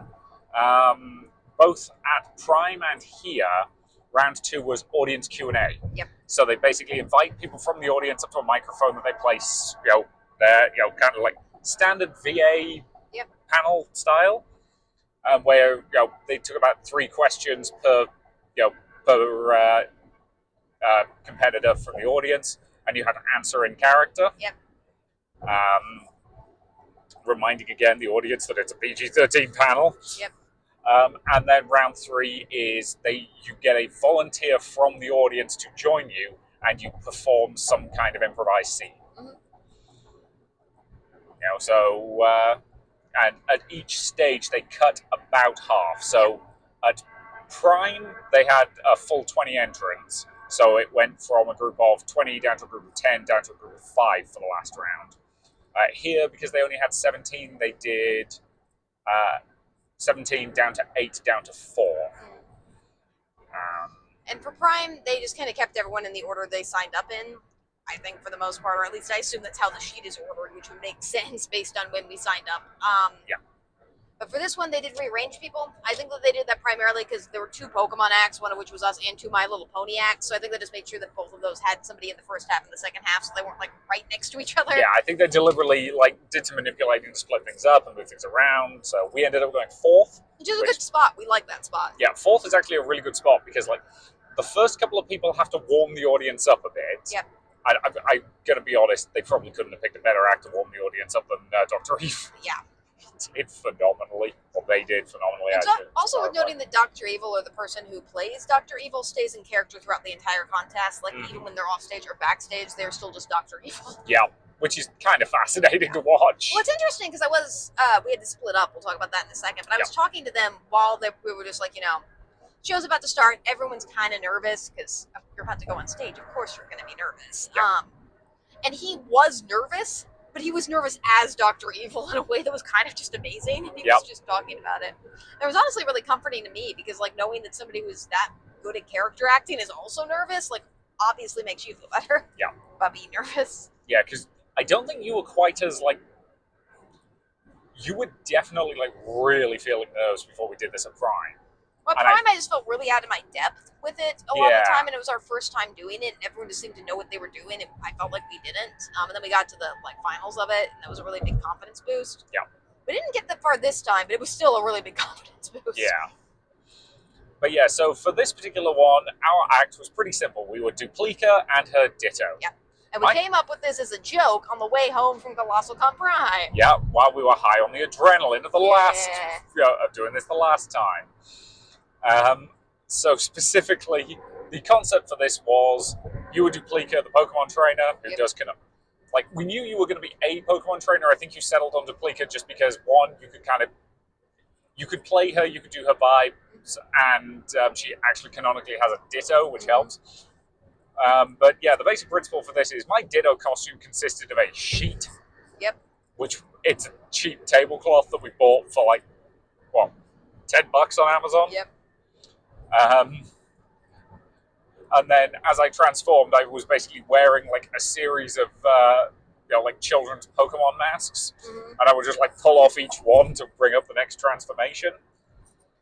So first transformation is Bulbasaur, at which point you tell me to do Vine Whip, and I just pull a rope out of my pocket and start whipping the air. The second one is I transform into Squirtle, so pull the mask off, and then bring out just a bubble, one of those bubble ones for kids, and just I realized during our last minute prep work for this that because of the mask I couldn't actually blow through it to create the bubbles, so I was just trying to blow in a really awkward bit, and it wasn't very effective. Yeah, if it sucks, we just make it that wasn't very effective joke. Yep. And then the final gag, which this one we wanted the hosts help with. Yeah. And I will say this, if you tell them that you need something specific from them in that regard, they are very eager and willing to help. Yeah. So in this particular one, the final gag is basically, I turn into Charmander, and I'm holding up a can of spray deodorant and a lighter. Mm-hmm. In this case, one of those long candle lighter things, and we do a little bit of build up for the audience so they can tell what it is. Yep. And then the hosts run on stage and stop us, which they did a great job of doing. Yeah, we basically warned them, okay, when you hit the word flamethrower, we need you to run onto stage and basically yell, no, no, no, with drag us off. Basically, I told them that during the prep beforehand, and his only comment was, "Remind me of that just before you go on stage." And I said, "Absolutely fine." So yeah, so that was a lot of fun. But yeah, I basically started that backstage so that the audience wouldn't see the magnificence that was my costume. Yep. Because the terribleness of the costume was half the joke. Whereas you were up front with the other acts. Yep. Because whereas at Prime they basically kept us backstage the whole time, here they had us seating in the 90-degree seating we mentioned earlier, which did actually give really good access to the stage for all the participants. So I think that was a good call on their part. But they did say, if you had mobility issues or you needed to be back there for any specific reason, you were welcome to go back there, because there was a ramp backstage, whereas up front it was a couple of steps. So I was hanging out back there with somebody who was doing a character from Blue Lock, the football sports anime. Soccer. Football. Whatever. It's a ball you kick with your feet. I know, but I'm trying to translate it to a largely American audience. I know, but it's funny. But yeah. We just passed a sign that said football. Yeah, and there was also a blue sign, which is kind of hilarious. Yeah. But yeah, so she and I believe her, were just kind of chatting backstage, in that kind of slightly nervous way. Yeah, I was chatting in the front with people, also in a slightly nervous way, but the camaraderie we saw at ColossalCon Prime definitely carried over here. Everyone's just there to support each other and have a good time and put in a good show. Everybody was super complimentary of each other. It was great. And this is the thing about improv as an art generally is and I was telling Richard this a little bit earlier, it's like with a lot of creative endeavors, but improv in particular, someday it's your day to be on and it's your day to be the center of attention, and someday it's your day to lift somebody else up. Yeah. And everybody doing that, I think, kind of knows that. Yeah. We purposely, for our second act, I spent time lifting the Magic Harp person who made it, I think they got second place overall up. Yep. And I did that kind of purposely because I thought it would be a really good moment for them. Yeah. Now, I'm not, for the record, they were great either way. I'm not saying I have anything to do with their second place win. Oh, yeah, fantastic. They were great. They had a very stupid but fun concept. Of a business Magic Harp. Yep. That's a great idea. Yep. And they executed it phenomenally well. They had PowerPoints. They printed off 100 copies of a fake resume that they wrote about a Magic Harp. Yep. I kind of wish we had a copy of that, because I want to know what was on it. Well, Stripper Vash was asking for a copy. We should have asked for one, too. Yeah.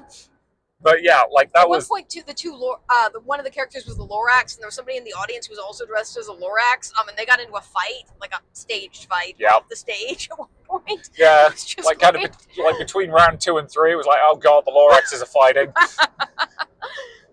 Again, it's a very, very silly event, but it's a lot of fun. And the camaraderie there is just great. Last time we couldn't really tell what the acts were doing, primarily because I was having a nervous breakdown for being on that stage because I felt so outclassed. I just couldn't watch them. This time, I was amazed we got called for the second round. Everybody was fantastic. Yeah, they were phenomenal. Yeah. I have no idea how the judges were deciding who was moving on. I did not expect to be up on that stage for the second act. So, excellent work, everybody. You were great. I'm pretty confident the audience really enjoyed the show. It was fantastic. It was great. I love this event. I wish more cons did it. I will admit part of the reason I even submitted a panel for this is I wanted to do it again, and it really didn't disappoint. We definitely got further last time, and I think our performance last time was a bit stronger. I will say I was a little bit more comfortable this time, though, able to just kind of relax and have fun with it. Yeah. And again, at least in part because, I'm going to be honest, this performance from us, we went in knowing the jokes we wanted to do in the first part, and if we didn't get through to the second part, we did the joke we wanted to do. Yeah. It was a weaker kind of concept generally, and it's something for which we knew the jokes were a bit more slapstick and slapdash, but we got the reaction from the audience we wanted, and that's what performance art is all about. Yeah, when I pulled out the kind of deodorant to the lighter, I actively heard somebody in the audience basically, curse word. Yeah. And we obviously stayed for the last round. They said, you could go after you were eliminated. I don't think for this one pretty much anyone did, though. No, I don't think so. I think a few people went to go sit with their friends, but they still stayed in the room. Yeah, because again, it was phenomenal. It was. That was also the point that they set up the disabled or the disability access seating. Yeah, it is worth noting that a lot of people in this competition clearly like know each other, and the people who run the con. Yeah. There's no favoritism or anything. It's just Again, I think for the most part, the number of people who want to do this one is actually smaller than you think it is. yeah, Because again, it is a lot of like very specific pressure and like yeah.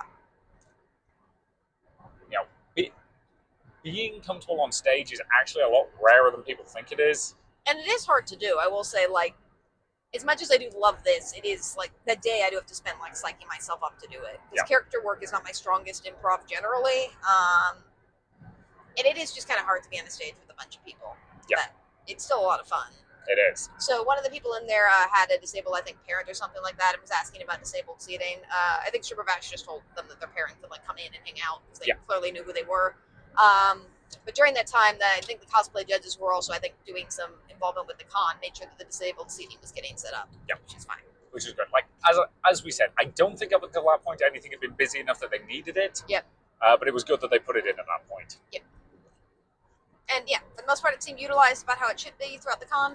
This, in terms of attendance, was, I think, about half full room for the event, which is still a lot of people. Half to three-quarters, somewhere in the ballpark. But the crowd knew what they were there to see, and they were wild, which was like the crowd very game, very supportive, very much cheering everyone on. Oh yeah. Again, it was great. It was a lot of fun. And again, like it is an event that relies a lot on the audience bringing the energy. Yep. Which is why it's one of those things. I would love to see it at more cons, but I also don't know how well it would work at smaller cons because you do need a certain amount of buy-in from the audience. Yeah, like some of the comedians we know in the furry community have commented on this. Like, laughter works better in larger rooms just because laughter is contagious, and if one person starts laughing, others will. Yeah. So it's harder to carry audiences when the room is smaller generally. Yeah. Like, I was really proud of how we did in the improv show we did at IFC because that was a smaller crowd, and it did take a while to warm them up, but once we got them there, we got some good laughs. Yeah, we did. But yeah, so again, this was a very, very silly but very, very fun event. Did we actually do anything after that on Friday? No, we knew this at the time. That ended around 8. I think we did walk around briefly, but for both of today, or Friday and yesterday, we did kind of leave around the 8 o'clock time slot, which is not how you're supposed to do ColossalCon, but it is if you're staying off site, you have a dog, and you've got to like have a report that's due today done by now. Yep. So we just kind of left at that point. Yep. So Saturday. Yep. So again, Saturday, got up. We purposely wanted to get there by 10. Yeah. Because after last day's parking fiasco. Did we talk about what I ate on Friday? No, you want to talk about that? Yeah, so during the time period when we were like wandering around, one of the places we went was kind of the hotel like lobby area, which has a bunch of restaurants in it. And I ended up getting some takeaway food from Mac's, which is a mac and cheese place. Specifically, I got their like baked potato mac and cheese, and I added some other bits and bobs to it. Like, it was good. Like, it was really tasty. Like, again, little pricey, but I did not feel like. Whereas the bean burger I had the previous day was kind of disappointing for the price, this was, I think, pretty good. Like, a lot of calories, filled me up, it was tasty. Like, the staff at that place were working. Like, they were probably filling an order about once every 20 to 30 seconds. And actually, it's fun to stay on that side of the convention center and just eat because everyone's in costume and you can just kind of people watch for a bit. Yeah, I think that's when we saw the Eevee baseball team. Yeah, or the Evolution baseball team. But yeah, so again, that was pretty good. I enjoyed it. And the other thing is that the 3 of the restaurants around that section, you can order takeaway from them, and there's just like little QR codes around, so you can scan that and do it that way. Which it meant I didn't have to actually go in until I'd already ordered and I was close to like when it would be ready. My only complaint is I wish those QR codes were actually more all over the place, because the next day I was contemplating getting food mid-afternoon, and I was going to just like order out again like that, then like run over, get it, and come back. But I couldn't find any way to place that order online without having that QR code to scan to get to the right place. Probably because they don't want people like joke ordering food from like 200 miles away. Yeah, pranking their friends at this con. Yeah.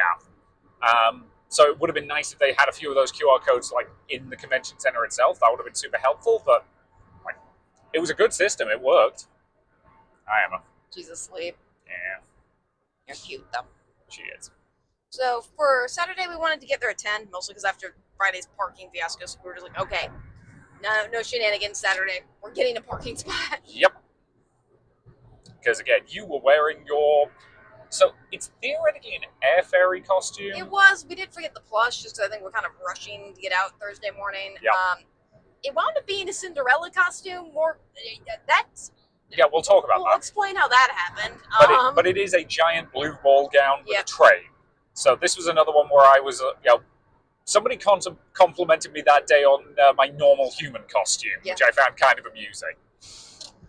Because you were on train duty, which is generally our policy is if I'm in a cosplay with the train, you're on handler duty. Yeah. See, I'm wearing my Pepper shirt today, which is a pig named Pepper who is not Peppa Pig. Specifically, this is a shirt you got me for Christmas last year? I think so. Might have been the year before because we were in the UK this year. Yeah, it was the year before. Yeah. Specifically, there's a YouTube channel we watch called League of Pigs, which basically does adorable pig racing, but like the commentary treats it super seriously. It's very much our vibe in terms of like weird. It's weirdly similar to the Beyblades tournament in that it's a fundamentally silly thing being taken extremely seriously for laughs. You're making me want to watch more of it now. It's fair. I think there might be a new season by now. But... No, there was a whole they put in like an AI pig commentator who was like a giant pig in the last episode season that we haven't seen yet. And it became like a controversy in the community, and then they've taken it out, and it was a whole thing. Yeah, I'm gonna be honest. The commentator's the best thing about me. I know, but they wanted to make it a pig, but they also CGI'd a pig, and I think used AI to CGI Anyway.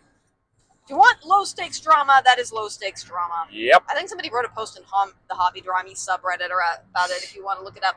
Sounds about right. But yeah, so we got there relatively early. Yeah, around 9:30, 10. Yep. There wasn't a lot on at that time period. We saw that the wrestlers were doing stuff because this, a lot of cosplay, has wrestling. Yep. Or a lot of big cons we've noticed have started to bring in wrestling groups. Yep. Because there is a certain amount of crossover between people who like anime and that kind of stuff and people who like professional wrestling. Completely fine. So we figured, the wrestling space, because Events 3 that day was basically doing, 8 straight hours of wrestling content? Yep.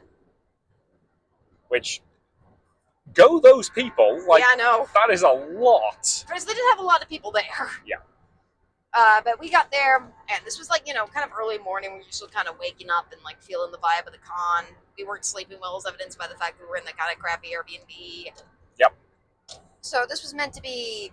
We really went into the room not knowing what to expect at all, because none of these events had very succinct descriptions. This first one had no description at all on the website. It just says whatever. ColossalCon wrestling promo battles with Frontier Pro Wrestling. So I assume the league is Frontier Pro Wrestling. Yeah.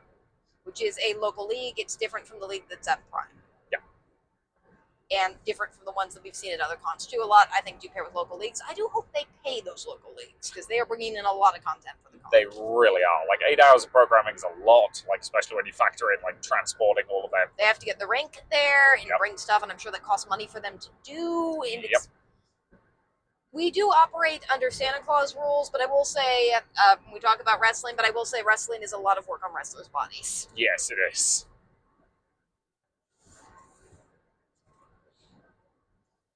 So with that, we went in just kind of sitting down, not knowing what to really expect, and assuming that we were just going to watch some fun stuff. Yeah, we assumed we were just going to watch wrestlers do promo battles. That's, I think, what I thought was most likely going to happen. Yeah.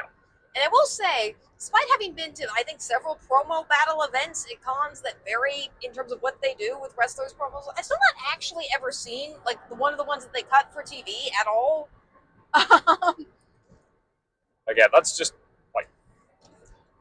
neither of us have ever really watched pro wrestling outside of conventions. So there were some people in the room. The rink was obviously just getting set up, and some of the wrestlers were testing out the rink to make sure it was, safe and going to hold up, because stuff like that. Yeah, tightening up the ropes, all of that kind of jazz. All of the stuff you need to do to make sure nobody's going to get hurt. Because the one thing I will say is that the vibe I have always gotten from every wrestling group at every con we've been to is they understand Weirdly, they have a similar attitude to the HEMA community, which is what we are doing is potentially very dangerous if we do it badly. Mm-hmm. So we're going to do it right to make sure people don't get hurt. Yeah. And that was very much the vibe I got from them. There was a lot of safety checking and making sure everything was set up the way it should be to make sure that nothing went wrong. Yeah. And no one was in their persona costume yet. They were all just people who were setting up. What? No, I would agree with you. Yeah. So we got in, somebody who was setting up the ring came over to us and explained to us what the promo battles were and encouraged us to sign up, which is basically groups of the audience step into the ring. What was really, I think, cool about this one is they actually will just let anyone who wants to get into the ring. Yep. Yeah, it was. Yep. First time I've really seen that. Yep. Most of the time they have you outside of the rink or somewhere else, but here, no, you could be in the rink if you wanted to be in the rink. Yep. So specifically, the way this worked was this was a competition. Yep. And it was first up you did just a short intro of who you were, and then they were pairing you up to face off against each other. And what about the smack talk competitions? Yeah, let's basically, be honest. it's kind of like rap battles, except it's wrestling promo battles, so you don't have to rap, which makes it easier. Yeah. You're basically just trying to big yourself up, slag the other guy off. Yep. And again, the one thing I will say is everybody who took part in this understood the fundamental rule. You slag off the other person's character not the person. And no one did anything that was over the line, which was nice. Everybody clearly understood, how to be respectful while also insulting, which is a weird line to tread, I'm not going to lie. But again, it is as I said, it's the art of insulting the character, not the individual wearing the costume. You can, criticize a character's fashion sense. If somebody's wearing a costume for a specific character, you don't, whereas if you get somebody who doesn't have the traditional body type to play Superman, for example, you do not touch that ever. You can call them a Boy Scout if they're Superman. You can make a comment about them. Don't they have a cat to rescue out of a tree? You never ever talk about the person who is wearing the costume, if that makes sense. Yeah, and people also understand that when they say stuff about themselves, they're opening that thing up to being criticized. You, I think, at one point commented that you're tall, and then people will criticize that, but you opened up that for criticism by making it an aspect of your character. Oh, yes. That's it. None of us wanted to enter this to begin with. Yes, so here's the thing. Wrestlers are really charismatic. Yes. So we did kind of get talked into this. Yep. And we weren't the only ones. I did also notice that one of the other people there was a really fantastic character concept. They were Hatsune Miku crossed with GLaDOS from Portal. Yep. They had one of the personality cores as a head with the Miku hair coming off it. I love that character concept so much. They were great. That was phenomenal. I love that. But yeah, they also got kind of talked to a bit about how awesome it would be, and they clearly weren't sure. And to be fair, they went away. They didn't keep aggressively pushing them or anything. Came over to us. We kind of we weren't sure. Yeah, but I was given the kind of I'm not sure. I don't really want to, but you really want me to. If I had just been completely horrified by the concept, I'm sure he would have stepped back. Yeah. It's more something that if it was a con I had been to, I'd observed the event before, I knew what it was like, and I hadn't just done an improv character concept that was kind of not hard on me because it was bad in any way, just hard because, again, being on stage is just an intense experience for anyone. Yeah. Before, I would have probably leapt at doing this, knowing what it was. Yes. But I didn't know any of that, and I wasn't really feeling like competing with other people that morning. Yeah. But this person really wanted, there's just something about looking at somebody's face and knowing how passionate they are about wrestling and knowing how much they want to do this event this morning and knowing if they don't have enough people to sign up, they're not going to be able to do it. Yeah. I caved. Yeah. So did you. Yeah. And again, if we at any point said, hey, we don't actually feel comfortable, they would have totally respected that. They would. I 100% got that vibe from them. So this is when I wrote down Cinderella for my costume because I figured Cinderella is a character everyone knows, so it was a motif I could work with because the Air Fairy, unless you play Neopets, no one knows who that is. Everyone knows who Cinderella is. Yes. Easy character concept to work with. Whereas you wrote down my name. I wrote down British Brat. Yep. I figured that was a character concept. Yeah, it was. Like, You again, were British, you were going to be the heel. Like, we all knew that. yeah. Which, again, like, I knew from the get-go and I knew how to play that up. Yep. So, yeah, so... I think they eventually got 10 entrants. Yep. And then, they got started. My only major criticism of this event is I think it would have been nice to have a demonstration at the start of kind of like what they wanted from your initial introduction. Yeah. Because the first person like went on a little too long, not through any fault of their own, just because I don't think they quite, like they weren't quite aware of the time limit and that kind of stuff. Like, it's a relatively minor tweak. Like, I would basically just say have somebody give like a full-on, here's the kind of thing we're thinking of, get in the ring, do it, and then like hand over to the first competitor. Just mostly just so that everybody knows roughly what they're supposed to be doing. Yeah, but I did like that everyone just got to have an intro to their character before they had to go into the battle. So everyone just got a moment with the mic in their hand, no pressure on what to say, just introduce their person. Yeah. So we all did that. I, at that point, was just like, I'm not going to get into that rink. I'm in a giant ball gown. Yep. So they basically said, yep, that's absolutely fine. You can kind of stand here or here or here. Yep. So you stood off, you introduced yourself. You made a crack about like slaying heels, because again, Cinderella, shoe expert, hardy, Yep. hardy, har. Whereas I got in the ring and I knew I was the heel from the get-go, so I just went straight for that. So heel, if you're not familiar, is just the villain of wrestling, and the baby face is kind of the hero of wrestling. Wrestling plays with its archetypes, but generally a lot of pretty basic match will have somebody that you root for and somebody that you root against. Yeah. And again, the heel is almost certainly going to like pull some shenanigans in the ring that aren't legal, like they'll start the fight too early, or like they'll pull some move they're not supposed to, usually while the ref's distracted by something else, and so on and so forth. Like, wrestling is very like big and archetypal, and like. So you've not seen Glow, have you? I've heard of it, and I do hear it's a good show. Yeah. So I ended up watching it at one point. I can't even remember why, but there is a moment when one of the characters in it is like watching a professional wrestling match for the first time, having been cast as a female wrestler. And she has this moment of realization of it. This is a soap opera. Yep. It's because it is playing with the same basic like big Santa tropes rules. I've like, heard as I've been kind of breaking those too. Yeah. But yeah, it's basically the same thing. It's soap opera drama. It's manufactured. It's meant to be over the top and silly, and it's meant to be playing with emotions. Yep. And I was not at all prepared to do any of this morning, but somehow was. Yeah. So for the second round, that was when you started like actually facing off against each other. And they had a team of judges, which were just the other wrestlers. Yep. Thankfully, all of these judges, because I had problems with this before, not with anyone in this wrestling community, just occasionally people generally have just like, they got that their job was to compliment Sandwich and just congratulate everyone from being up here. And they legitimately understood that it is hard to get up there. Especially if you're in a giant ball gown. Because that was the point at which you decided your stubbornness wasn't going to keep you, the fact you were in a giant ball gown wasn't going to prevent you getting in and out the ring. Mm-hmm. So yeah, you were getting in and out despite being in a giant ball gown with a hoop skirt and everything else. Like, yes, you needed my assistance to physically get in and out. Yep. But you were managing it, and I think you were getting bonus points just for the sheer. I cannot believe she's doing this.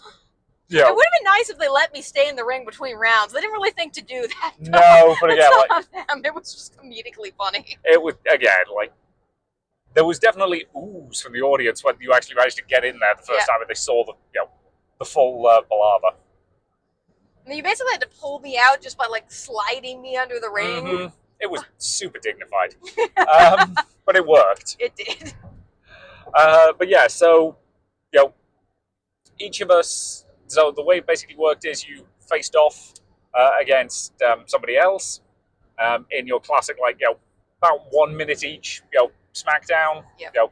So as we said, like, you are bigging yourself up while insulting the other person. And again, you are insulting their character. You are not insulting them. And everybody walked that line brilliantly. Yeah. It might be useful in the future to have a disclaimer, but I don't. This event clearly didn't need one. Everyone understood what they were supposed to be doing and how they were supposed to be doing that. Yeah. Nobody needed one. One probably wouldn't hurt. Just err on the side of caution, just as a, things to avoid list. Because at a previous thing that we've seen, there was a similar sort of concept, but was just done at a panel room. This was a completely different con, where it was like, talking about how to do one of these and getting like people from the audience to kind of do them. Somebody made a homophobic crack, and I don't think they necessarily meant anything by it. It was just a go-to insult. Yeah. And the host basically said, "Don't do that." Yep. Like, the rest of it was great. Don't do that because, one, you're going to alienate part of your audience, and two, it's just kind of not cool, bro. Yeah. And that person did take that feedback very much on board. Yep. I don't think they. Afterwards, they did like comment on the fact that they shouldn't have said that, and they realized, Yeah, sometimes it's something we're in the heat of the moment, especially if you're not trained in improv or anything like that. Like, you say stuff you don't mean or that can be taken the wrong way. Yeah. And if you grew up playing video games at a certain time period in your life, that's going to be naturally what you default back to, unfortunately. Yeah. So, like, again, I was part of the generation who grew up, using gay as a generic insult. Like, I don't do it now. I did it when I was 10. Like, before I even actually really understood what the concept even was. Like, just be better. That's okay. But again, none of that happened here. Everything was completely above board. People attacked my character a bunch of Cinderella, which is a very easy and fun character to attack, and I had fun like playing with the tropes. Yep. The first round, your first round, were you against Miku for your first round, or you were against? No, I was against an anime character I did not recognize. Yeah, and I think you won just by being British. Yep. Who were you up against first? I was up against Team Rocket, which yes. I was talking to the mom. Like, this was two kids and their mom who were dressed in kind of, I think, Pokemon themed cosplays. One of which was Team Rocket. Yep. At this point, the kids realized that they could play in the arena, so they were mostly just doing wrestling rooms in the arena while the mom stood there. And then I gave a wrestling pro. So I think I more just kind of won that one by default because they were more interested in, I think, playing in the arena, which is fine. Which was fine. The mom was nice and complimented me, though. Yeah. And I told her she was awesome for getting in the arena with her kids. Yep. So at that point, we'd gone down from 10 to 5. Yep. One of whom was last year's champion. Yep. So what they basically did at that point to like smooth out the bracket was they pulled him out and basically said, okay, as the defending champion, you're just automatically in the final at this point. And then that left 4 people. Yep. So that just let them like bracket that down naturally to a single person who would face off against the champion. Honestly, pretty solid decision. Yep, like, makes sense. From a like logistics standpoint, I don't have any kind of problem with that. So you and I faced off against each other next. Yep. You won quite handily. Yep, I took off my shoe for like a bit. It was funny. Yep. And this was the thing I really wanted to do, so I was pretty satisfied at this point. Because, again, us facing off against each other is fun. We do love facing off against each other. We love it, because we know exactly where each other's limits are. We came nowhere close to hitting them, and we had a blast. Yep. Like, again, I know what I can attack you about. You know what you can attack me about without actually, like... Yeah. I made some immigration jokes that were tasteful because they're about you. Yep. It was British and white, so... Yep. Like, again, I was commenting on, like, your prissiness, like... I threw in some jabs at the actual, like, I basically commented that, Cinderella is not actually proper royalty because, she's not so inbred that her hair falls out at the age of 25. Yeah, we got some good jokes in there. I commented about there being a hole in the bottom of your shoe. Yep. Like, again, we know how to have fun with each other in that kind of situation. And again, you won that one handily in terms of, like, all 3 judges went for you, but I'm not, like, ashamed with how I showed in that. Like, no, you did great. Like, I think you probably would have gone further on had you not been against me in that particular round. But we wanted to be against each other anyway. Because that's just fun for us. And at this point, again, I had accomplished pretty much what I wanted to accomplish. But also, I know something about myself, and that's like, I can't not try at things. Yeah. It's too hard for me to do. Yeah, like, if you get roped into something, you're going to give it 100%. Yeah. So you ended up in the final. Yeah. So I had to face actually 2 more people because I had to do, because the next group went, and then I had to face off against the person who won that, and then the person who won that then faced off with the person in the final, who was, I want to emphasize, extremely good, and obviously watches pro wrestling, and I was not expecting to win that. No, because while you were doing that, he was like walking around and kind of like prepping himself and thinking about what he was going to do. And like he did actually walk past me. He was like, "Yeah, I'm actually kind of scared to face her, dude." Like everybody was really impressed with you. Yeah. This, I think it was before the final that the guy who owns the league actively like came up to us and was asking if we were local, because if we were, he'd be really interested in having you like do stuff with them. Yeah. Like his comment was like, if you're not interested in the actual like physical wrestling side, like he would love to have you as like a manager. Mm-hmm. Which in pro wrestling, the manager is basically there to like hype up the wrestler and like. Yeah, so managers and ring girls are people who stay off to the side and they hype the crowd up, and sometimes they like to play distraction with the referee. Yeah. Like, if somebody's coming out on the side of the ring, they're going to be involved in the match somehow. They're not just there to manage. Yeah, probably in a way that's against the rules, which means you frequently see like ring girls with the bad guy. Yeah. So like she'll distract the ref while he pulls an illegal move, or like while the other wrestler's like injured, and she might like pull some sneak attacks and that kind of stuff. Like it's very like classic arch like bad guy behavior. Yeah. But like we were really complimented by the fact he like wanted that. Yeah, and it's very clear that and this is a thing that I think a lot of wrestlers want, which is more female representation in wrestling, which is awesome. So. Yeah, because the guy who owns this school, I think at the very least one of his daughters is involved. I think he said both of them are. Yeah. And we did actually get to see him wrestle his own daughter later that day during the main show, which was great to watch. Yeah. But we'll talk about that when we get to that. Everyone was just so complimentary of this, and I felt like very hyped up by the end of it. People were like chanting Cinderella. It was It was not an experience I was expecting to have that morning. Yeah. So you went up against last year's champion. Yep. And you won. Yeah, I don't know how I did that. By being really good. Apparently. I can't do things in half measures. You did a great job. I did. I wasn't expecting. I want to be clear. That person was fantastic. It was a real honor to win against them at all. Like, we shook her hand, and like he was very sportsmanlike about it, and I told him he was fantastic at the end, and everyone cheered my name, and they were so complimentary, and it was so much fun, and yeah. Like again, we've not been sure about entering this at the get-go. I'm very glad we did. I am too. Like, that was a fantastic moment for me. It was just great. And like the improv contest beforehand, I was having like a little bit of doubts. Like, am I really that good at improv? Everyone that last night was so good at improv. Am I really good at improv? And then that happened. So, which is a different type of improv, but I still did it. So. You did. And again, you did a phenomenal job. Yep.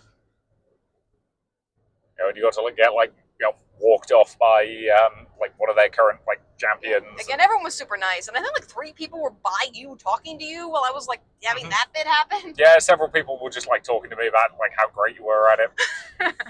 One of them was just yeah, you're never going to win an argument against her again, and I was like, hey, bold of you to think I ever do. You don't. I don't. And that's fine. Yep. Seriously, don't argue with professional ethicists, people. You will lose. But yeah. So after that, we needed a break. Yeah. There was also a create-in entrance wrestling event, which seems super fun, which is there's no competition. You just walk out from behind the screen and get to get into the ring and create your own entrance, your own theme song, and then jump around the ring, which seems awesome. It didn't seem like they were still setting it up, I think, when we were leaving. I hope some people attended that, though. Yeah. Especially for kids and stuff like that. That seems like a blast. Yeah. And again, we probably would have stayed for that if it wasn't for the fact both of us were definitely on an adrenaline high at that point. And you just kind of need to walk at that point, because you're just I need to process that just happened. Yeah, we needed to walk that off a little bit and just regain our equilibrium a little bit. It was a lot of fun. It was one of those things that was a little too much fun insofar as we needed a break. Yeah.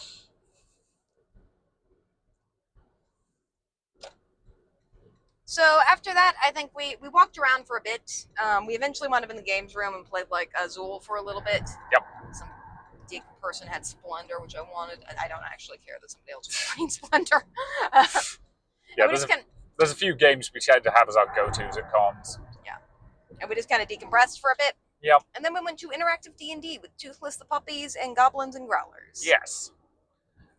So actually, one thing we did do before that was we popped over to Help and Safety. Oh, yes, we did.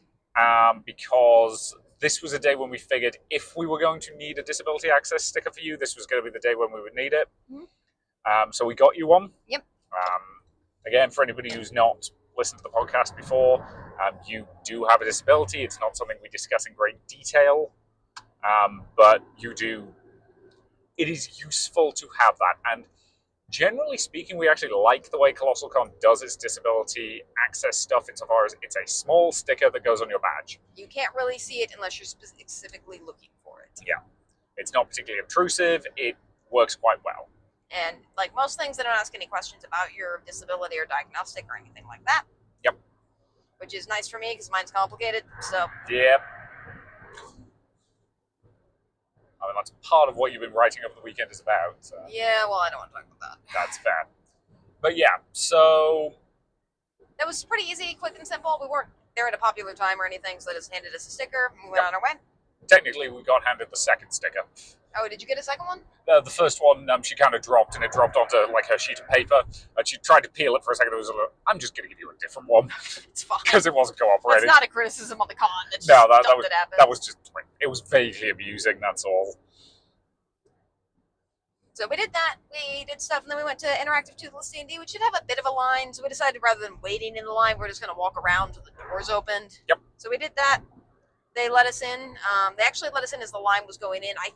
We're debating whether or not that person saw my disability sticker or not, but they said I could go in even though the line was still going in. Yeah, and they explicitly said, if you go down to the, if you go down the left-hand side of the front, there'll be somebody to help you get seated. So I think they probably saw the sticker. They probably saw the sticker, but they were trained to look for the sticker. Yeah. So we did wind up using some of the accessibility seats, which was useful because, again, in the giant ball gown, I try at this point not to block aisles at cons like Colossal because it is dangerous to have my dress in an aisle. So we got like a disability seat that was like on the side of the stage, and there was 3 seats there, and we sat there. And that's it. The room, again, was not that full. Like, it was maybe like a quarter full. Yeah. We've done interactive D&D with Toothless a while ago, but it has been a while. Yeah, it was literally years ago. Yeah. Like, it was one of our first cons. I don't remember exactly which one. Yeah, Toothless has a gray muzzle now. Yeah. He's still adorable, though. She. I always forget Toothless the dog is female. And Puppy Hiccup, who was just a puppy when we is now grown up. Yep. And does not care. Yeah. But no, so this is an interactive D&D panel. What makes it interactive is you can mess with it. Yep. By donating money to charity, specifically a charity called Wags for Kids. Yeah, which Toothless is a service dog of the owner. Her stick is that Toothless can roll dice. They're like foam dice. They're not like the little ones. There's no danger of swallowing them or anything. Yeah, so just big foam dice, like picks them up, rolls them. And they play, like a D&D style game that's it's pretty... mostly like improv and very rules light and very silly, but it is very, of the audience participation D&D games we've seen, I think this is kind of the best way to do it. Like, it feels very audience participation heavy. Yeah, it is definitely one of the better ones in that regard. Like, we've seen other audience participation D&D done not this good, so this one balances really quite well. So, like, for one thing, there's a set, like, price list. So it's like, $5 to give advantage on a roll, $10 to roll on the wild magic table, $50 to pull something from like the villain bag and add it to the villain or like ally bag and add it to the game. Some of which are very, very weird and very, very silly. So like, there's a lot of like different ways you can do that. So they had basically just QR code up at the side, donate money, run up, show it to the person at the front who would basically say, okay, what do you want in exchange for that donation?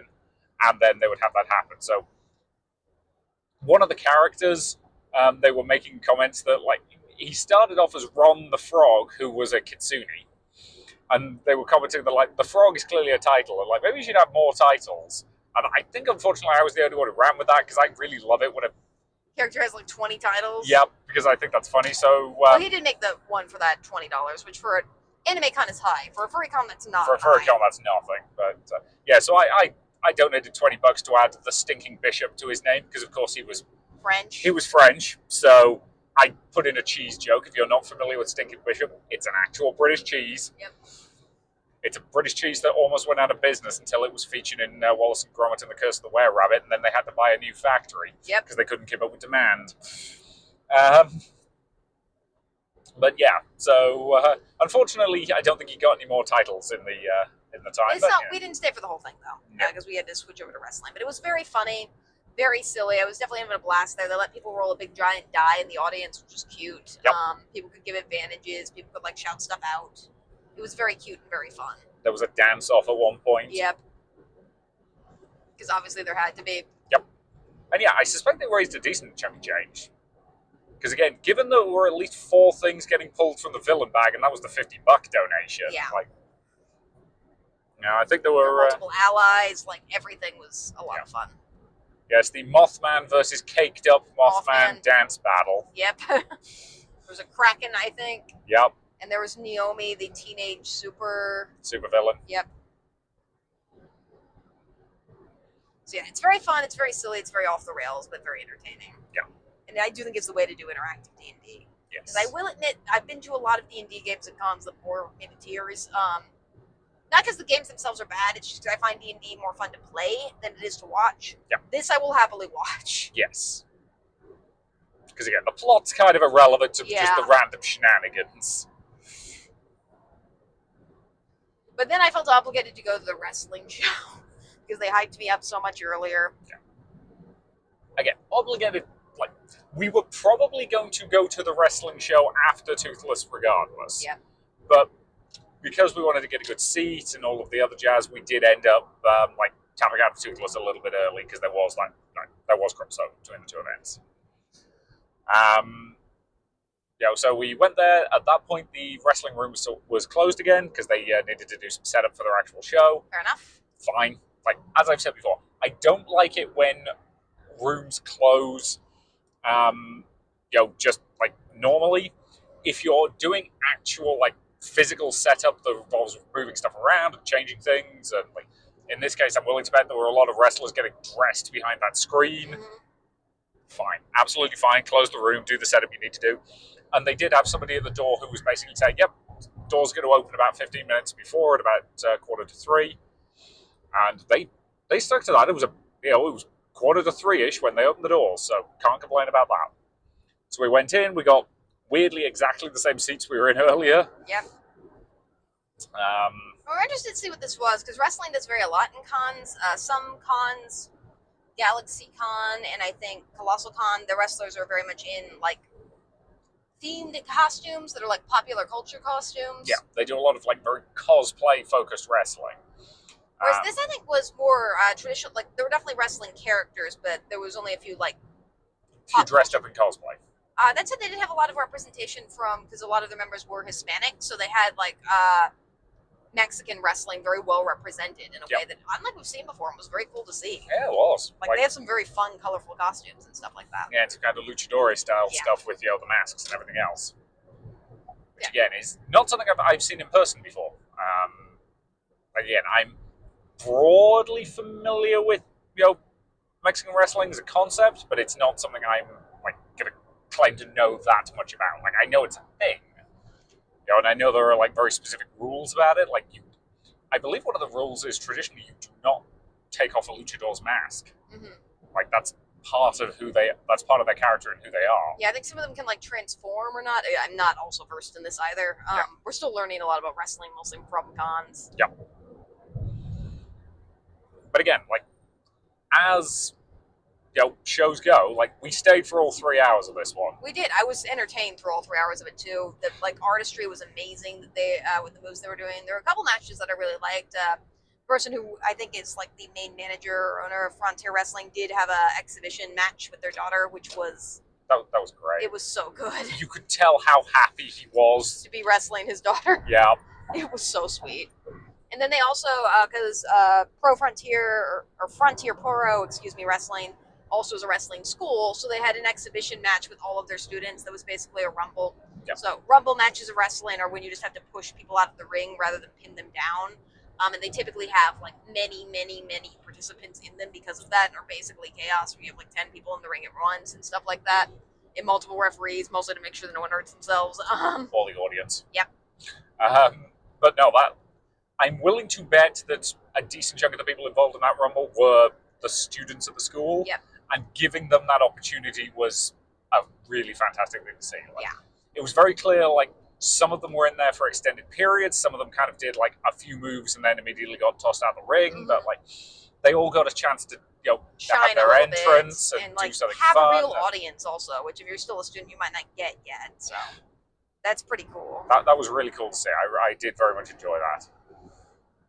And then we saw some pretty great different types of matches. A lot of like there were some traditional 2-on-2 matches, but also a lot of like 4-on-4, 3-on-3s, a couple of 5-on-5s.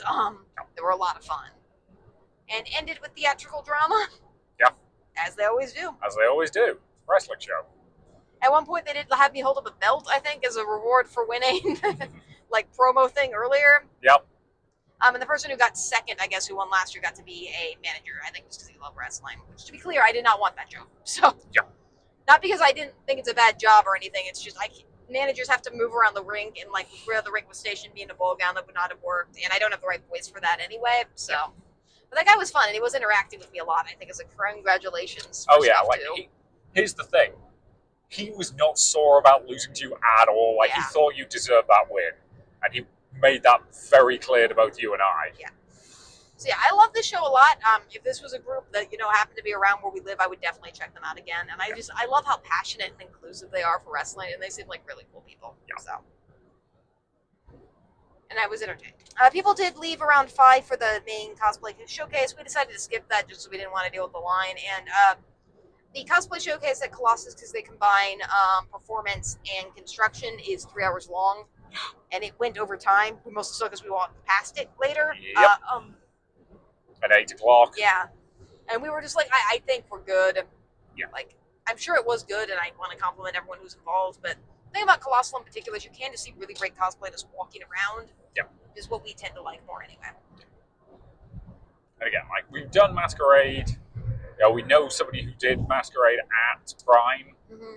And just, again, Masquerade's another, like, between Masquerade and the improv contest, we vastly prefer the improv contest. It's lower key, it's shorter, it's more fun. And again, we've done Masquerade before. We may do it again in future. Well, I think we have just found that, like, doing improv and stuff like that, I think, has kind of filled our niche for wanting to perform in a way that Masquerade wasn't really scratching that itch. I don't know if you feel that way. I do know what you mean. Like, because again, we initially started doing construction and very quickly realized construction wasn't for us. Mm-hmm.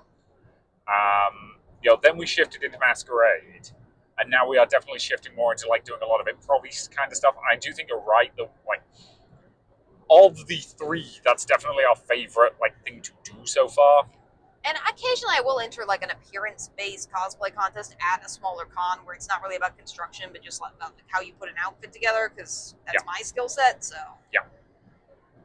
But now I think we're doing more improv-based stuff. We might do Masquerade again, but again, it's just you basically either have to have some sort of physical talent, or a singing voice, or have a lot of props. And we would rather write something funny and silly and just kind of be able to do it in kind of more interesting setting, which is why I think we like In Character so much, because it explores the like part of performance we really want to do a lot more. Yeah, it involves the play part of cosplay in a way that a lot of other stuff just kind of doesn't.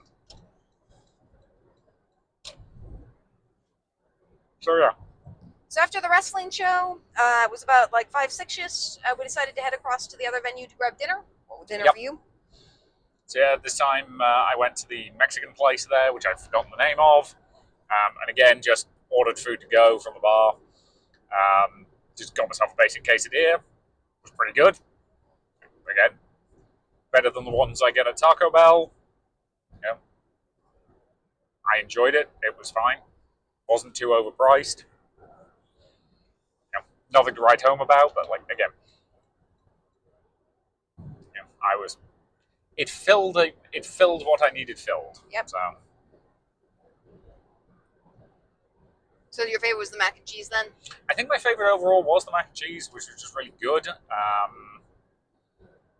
just very satisfying. But hey. So after that, we went to the window, because there was a window near there to overlook the water park, which we were interested in. At the time, it didn't really look that crowded, but the after-con hours hadn't started at that time yet. Yeah. But again, there were definitely, some people, and they were doing some stuff, and, people seemed to be having fun. Not sure you had the right of way there, lads, They but okay. definitely don't, but that's fine. But yeah, so overall, again, food was basically fine. What did we do after that? We wandered the corridors a bit more. Yeah, we did wander the corridors a bit more. We went to the other side there. Got invited to a room party. Yeah, there was a sign that just said room party. So we discovered that block of rooms has like one room at the end of like the far hallway. That's the farthest down you can go on like each of the floors. There's probably like 8 of them total. And those rooms, based on just how the door looks, I assume are pretty big rooms, like suites and things like that. That are probably more expensive. And one of them just had a private flag on it that said party starting at 8. It was about like I think 7:30 at the time period. Yep. And the guy was just like, "Sweet, here for the party. You can come in now." And we're just wandering around. Maybe we'll come back later, dude. Yep. Credit to them though. They did say you had to be plus 21 and show ID though. Yes. Smart to them. Good call. But yeah, but again, like we were commenting on the fact that we're telling him the funny story of the time I turned up to a college party on time, and the host was really confused by that because like they said. Party starts at 7, so I turned up at 7, and they hadn't actually been expecting anybody to turn up until at least 8:30. Yep. I was like, but you said 7. Because I was that kind of person in college. You're still that kind of person. I am. But yeah, so again, like if we'd wanted to go to this party, we could have. But again, you were in a giant ball gown with a train. Yeah, and even if that room was particularly big, I don't think it would have worked. Plus, I can't drink because alcohol kills me faster than it kills most people, and you have to drive. And yeah. Plus, again, I'm aware that we don't do ColossalCon like a lot of people do, but we still have fun. So we do. That's the important thing. So yeah, we wandered around a bunch of other rooms. I think we just kind of chatted with some people in the corridors for a bit. Yep. I went to the arcade, played some games, didn't win anything, but had fun. Yeah. Again, like of the arcades we've been to, this was no round one. No. Like again, it's very clear you're probably not going to be winning much from any of those machines. Yeah. And like all of the claw machines are just the kind where they have the good grab, and like unless it has the good grab, you can't get anything. Yeah. So lame. Which again is always it's kind of frustrating. Yeah. Because you don't know how often there's going to be a good grab, and you don't know if there even is going to be one. Yeah. Like one of them that had like cuddly capybaras in. Like you got as perfect a grab on it as was possible, and it just didn't even move an inch. Yeah, I at least like the ones that pick it up and like give you that sense of false hope. I want to ride that a little bit. Yep. But again, it was perfectly fine for an arcade. I kind of wanted to try it out just so we could review something, and then we headed out. Yep. Got home. I finished the thing I was working on finally. Yep. You sent it to me to proofread. Yep. Which you did the next morning, and then we didn't spend a lot of time at the con today because we wanted to get back. Yes. We have to pick up my medicine from the pharmacy before it closes. Yeah, pharmacy closes at 6, and it is a 6-hour drive, so So we briefly went to the Otaco flea market. Yep. Started packing up. Emma was with us again today. Yep. I will say the flea market was less crowded than the one at ColossalCon Prime. Flea market is basically it's effectively like a giant garage sale where everyone's just selling like used stuff that they have at their house. Yep.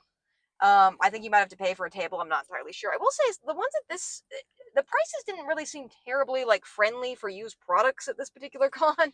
Yeah, there was some stuff that was definitely getting sold under this is vintage, so it's worth more, as opposed to this is old tat, so it should be worth less. Like some of the Pokemon plushes were $50, and I'm like, that's the same as they are new. Same with some of the clothing pieces that I know were priced. If you bought them on sale, they cost that much. And as somebody who's a clothing person, I know what clothing costs. Yeah. Again, people have a right to charge what they want for their stuff. I want to be clear on that. Yeah. But as somebody who was attending this event, I was kind of let down by the fact that nothing seemed very garage sale type priced. Yeah. Yeah, we didn't end up buying anything. And I now went to the tables for. And then we briefly went to the Sonic the Hedgehog panel, just to sit in the back of. Yeah, we kind of caught the back half of that. Which was cute. I don't really have much to say about it other than there was people talking about Sonic who like Sonic, the audience members who also like Sonic. Yeah, it says something that because part of this was they were talking about the various adaptations of Sonic over the years, like various cartoons and things. It says something when one of them came on, I could hear half the audience singing along with the theme tune. Yeah, it was really cute. And I do think this was Sunday. We saw massive amounts of people checking out of their rooms today, putting stuff in their cars, and tons of carts being used. Not an issue for us because we obviously don't stay on site. But yeah, there was at least one point when just as we were leaving when we heard somebody be like, "Hey, after this load, are you going to be done with that cart?" Yeah, cool. Do you mind if I like follow you and take it off you when you're done? And they're like, "Yeah, sure." Sorry, no, it's Sunday. It's fine. Like everybody was, a lot of people were checking out. It was a very busy time, and again, like room checkout, I'm assuming was probably 11 o'clock. Yep. Which meant that the 10 and 11 a.m. panels, I think, suffered a little bit from low audience attendees. Yeah. Which I felt a bit bad about because the Sonic panel seemed like it was a lot of fun. Yeah. Again, it was cute, but everybody. Here's the thing: everybody who turned up to that clearly adored Sonic. Yeah, so I'm glad that they got to have those moments. After that, we stayed in the room, at least partially, and this was the point where we were debating, like, tapping out to make sure we could go by the pharmacy before it closes at 6 or not. Yep. So we basically said if this panel was speaking to us, we would stay, and if not, we'd go. And it's unfair to put that much pressure on a panel, so, like, don't take this as, like, the panel stunk or anything.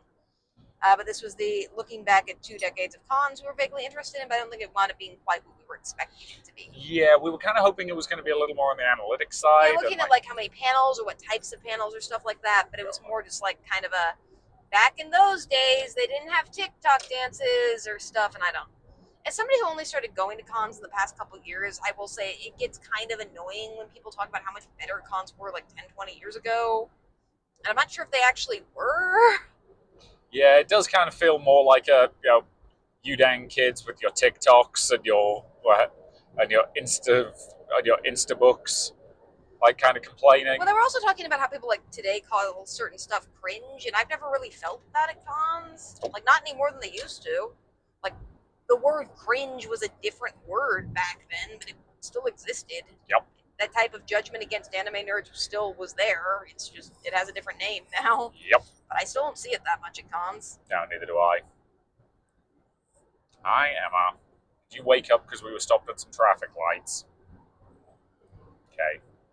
And at one point it was just like, well, yeah, like a few years ago, like I photobombed like this group of cosplayers, and it was super funny. And nowadays I wouldn't be allowed to do that. And the co-host was just like, well, you still shouldn't probably have been allowed to do that. I'm like, okay, the difference between now and then is just in one of those scenarios you're 15 and that's funny, and now you're not 15 and that's not funny. Like that's the difference. Yeah. Photobombing a photo when you're 15 is hilarious. Yeah. When you're in your 30s, it's not. It's really about that simple. Pretty much. Weirdly, getting photobombed becomes funnier when you're old. Yeah, no, like a 15-year-old wants to photobomb our photos. I'm all for it. Yep, go for it. It's hilarious. But yeah. So yeah, like this panel was basically fine. I think it just wasn't what we wanted it to be. No, and like I didn't want to do a thing where we stayed to the end of it and then like missed getting to the pharmacy on time. Yeah. And we're joking, like in fairness, the panelists were joking about how old they are, which I think was annoying us because we were like effectively the same age as the panelist. Yeah, we are the same age that they are, and it's just like. Although we did just leave a con so we could get to a pharmacy on time. Granted, but you know, shut up. Look, it's mostly just we wouldn't have done it if the timing for when your medication ran out wasn't as it was. And this has to do with my disability. If I was like 6 or if I was 80, we would have the same problem. Yep. It's not really an old thing. Yeah. So that was kind of the last thing we did. There's still events going on as we're talking now, and we'll talk about some of the stuff we didn't do. Yep. So since they have a handy list of autographs here, I'll read off the names of celebrities that I don't know who are here. Amber Lee Connors, Morgan Lauer, I think that's how you pronounce it. Some weeb's probably really annoying me right now. Lex Lang, Sandy Fox, Chris Hackney, Bryson Bagus. Sure. Corey Wilder. Those are the autographed people here. I have no idea who any of them are. Again, reminder, like, most of my knowledge of voice actors comes from the video game side of the world, not the anime side of the world. And while there is a little crossover there, it's not that high. So there are some VAs I would actually like to meet. As of yet, we've yet to be at an anime con that has any of them. Yep. And again, like, I'm also aware that I would just be ridiculously awkward if I did meet any of those people, so I kind of don't want to do it. Because again, like, meeting celebrities is not really our goal at conventions, whereas I know it is for a lot of people, and that's fine. Like, get out of the convention what you want to get out of it. If the thing you're most looking forward to is going to the water park to hang out with your friends, great. If it's meeting Lex Lang and getting his autograph, great. Like, I don't know if Lex Lang is male. We don't know Lex Lang's pronouns. I think he's male because I think when we walked past his booth, but who knows? Okay. But yeah, so again, like, just because the specific thing that you enjoyed at this con isn't the thing that we did or that we don't particularly care about, that's not bad, that's not wrong. The entire point is for people to enjoy themselves how they want to enjoy themselves. Yes. So, other stuff we didn't do, and I can't possibly name everything. There was no Artemis Bridge Simulator, though. Nope, no Artemis Bridge Simulator at this one. There's a lot of late night panels at this one that are various types of panels that involve like sex jokes in various forms. There's quite a lot of late night panels that are that. Yep. Like breaking down the Omegaverse, Chaos and Harmony, Sonic Family Unleashed. All of these are just basically looking at like smutty photos of characters. Like it's most of what they are while you're drunk, which we don't judge. That's honestly sounds like a great time. Yeah. Enamel Pins 101, that's not 18 plus, that's just about collecting enamel pins. Yep. Maybe I should just like read these off to you and you'll guess whether or not they're 18 plus or not. Okay. Go for it. Mad Libs Tabletop with Goblins and Growlers. That one I don't think is 18 plus. It's not. Okay. Bat Family Breakdown. That one sounds like it shouldn't be, which means it probably is. It's not. Okay. Gay Men on and off the court. I mean, no. That's definitely 18 plus. Come on. Really? Yes. Yeah, homosexuality isn't inherently 18 plus. Join a cult. I hope that's 18 plus. That is 18 plus. Yeah. It's why that group Borderlands panels that we have this vague sense that we don't like, even though we have no reason to think that. Oh my god, let's talk about the Omegaverse. There's several Omegaverse panels. Again, the Omegaverse is just kind of hilarious. Is it 18 plus or not? I hope so. It is. Like, it's basically impossible to do Omegaverse without being, like, smutty. That's the entire point. So this one says, no, not that Silent Snake. Metal Gear Expelled? Not that Solid Snake. Metal Gear Solid Explained. No, it's not. Doesn't say explained. I can't tell if it's a typo or not. It says Expelled. EXPLAILED. Okay, that has to be a typo. Maybe it's an in-joke. Possibly. I've not played Metal Gear Solid. I am aware that the main character of Metal Gear Solid is a guy called Solid Snake.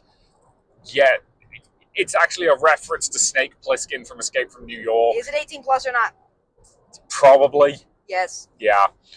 Metal Gear Solid is a weird franchise. Anti-coloring contest. That has to be 18 You're plus. correct. Pirate Sea Shanties. I know that the second one, I know Pirate Sea Shanties 102 is 18 plus. I'm not even sure if there is a 101. I've looked at the schedule and not been able to find it. Yeah, I also do not remember seeing 101. Cinema of the Rising Sun. No.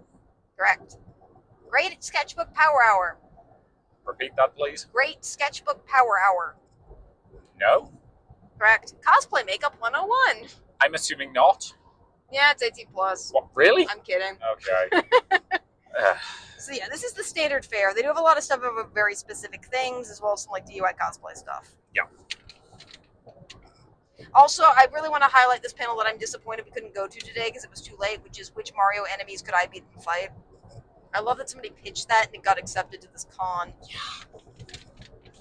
Like, I am kind of fascinated to see just all of the shenanigans that, Yeah, I will say, like, that's one thing that I do think is a bit more old school, is just you being able to pitch whatever you want as a panel and having it be accepted. Yep. Like, I kind of miss cons that allow panels like which Mario enemies could I personally beat in a fight.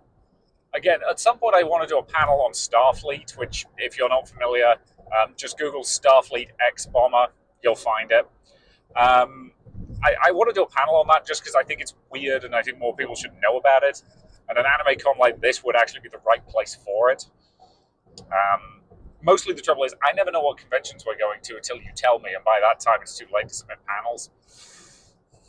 Yeah, I have been trying to look more forward to submit more panels generally, but sometimes I just submit them without telling you, like I did for this one. Yeah. Like, if I'd known you were doing it, I might have also submitted something. But If you want to submit something for ColossalCon North, we can. no, we're not going to Minnesota. It's not in Minnesota. Where is it? Wisconsin. Is there a difference? You just offended somebody. Good. There was also a feedback panel, which I do appreciate. Yeah. I kind of wish we could have stayed for that one, Yeah. because I really love feedback panels. Yeah. The old man yells of cloudness of it all just kind of gets to me.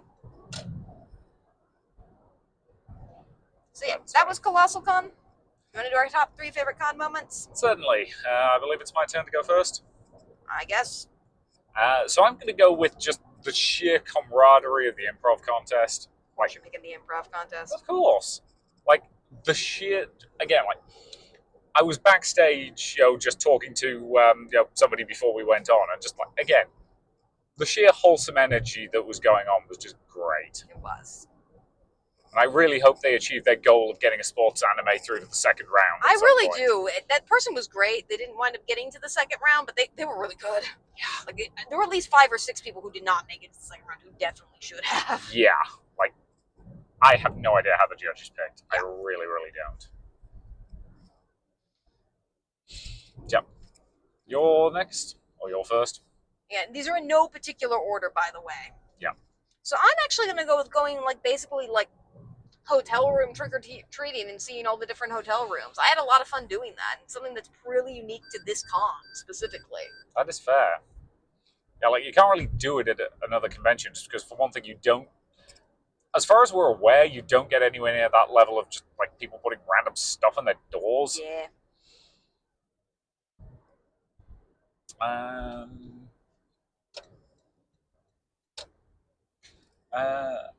going to go with just all of the whole cosplay. I'm thinking of the Evolution baseball team. The moment I realized that the numbers on their baseball jackets, baseball jerseys, whatever they're called, corresponded to the Pokedex numbers of the Evolutions, that was such a great bit. Whoever came up with that, Yeah. I loved seeing that. And I will say ColossalCon is a place where you do see people actually playing in their cosplay in the hallways. Yeah. I still remember last ColossalCon because I saw the mimic chess that I interacted with at that ColossalCon just being a mimic chess. Mm-hmm. And having those moments is just great. I actually will take not maybe my panel myself, but just how nice everyone was about the panel and talking about that and how they complimented us. Stuff. They were so sweet. The camaraderie of that it felt really good to give a panel here. Yeah. I would agree with that. And then third and final. I'm assuming I know what your third and final is going to be, and I don't want to take it from you. But if you want, I can just take the Beyblade tournament, so you can have that one. No. Which, to be clear, I actually really did like the Beyblade tournament.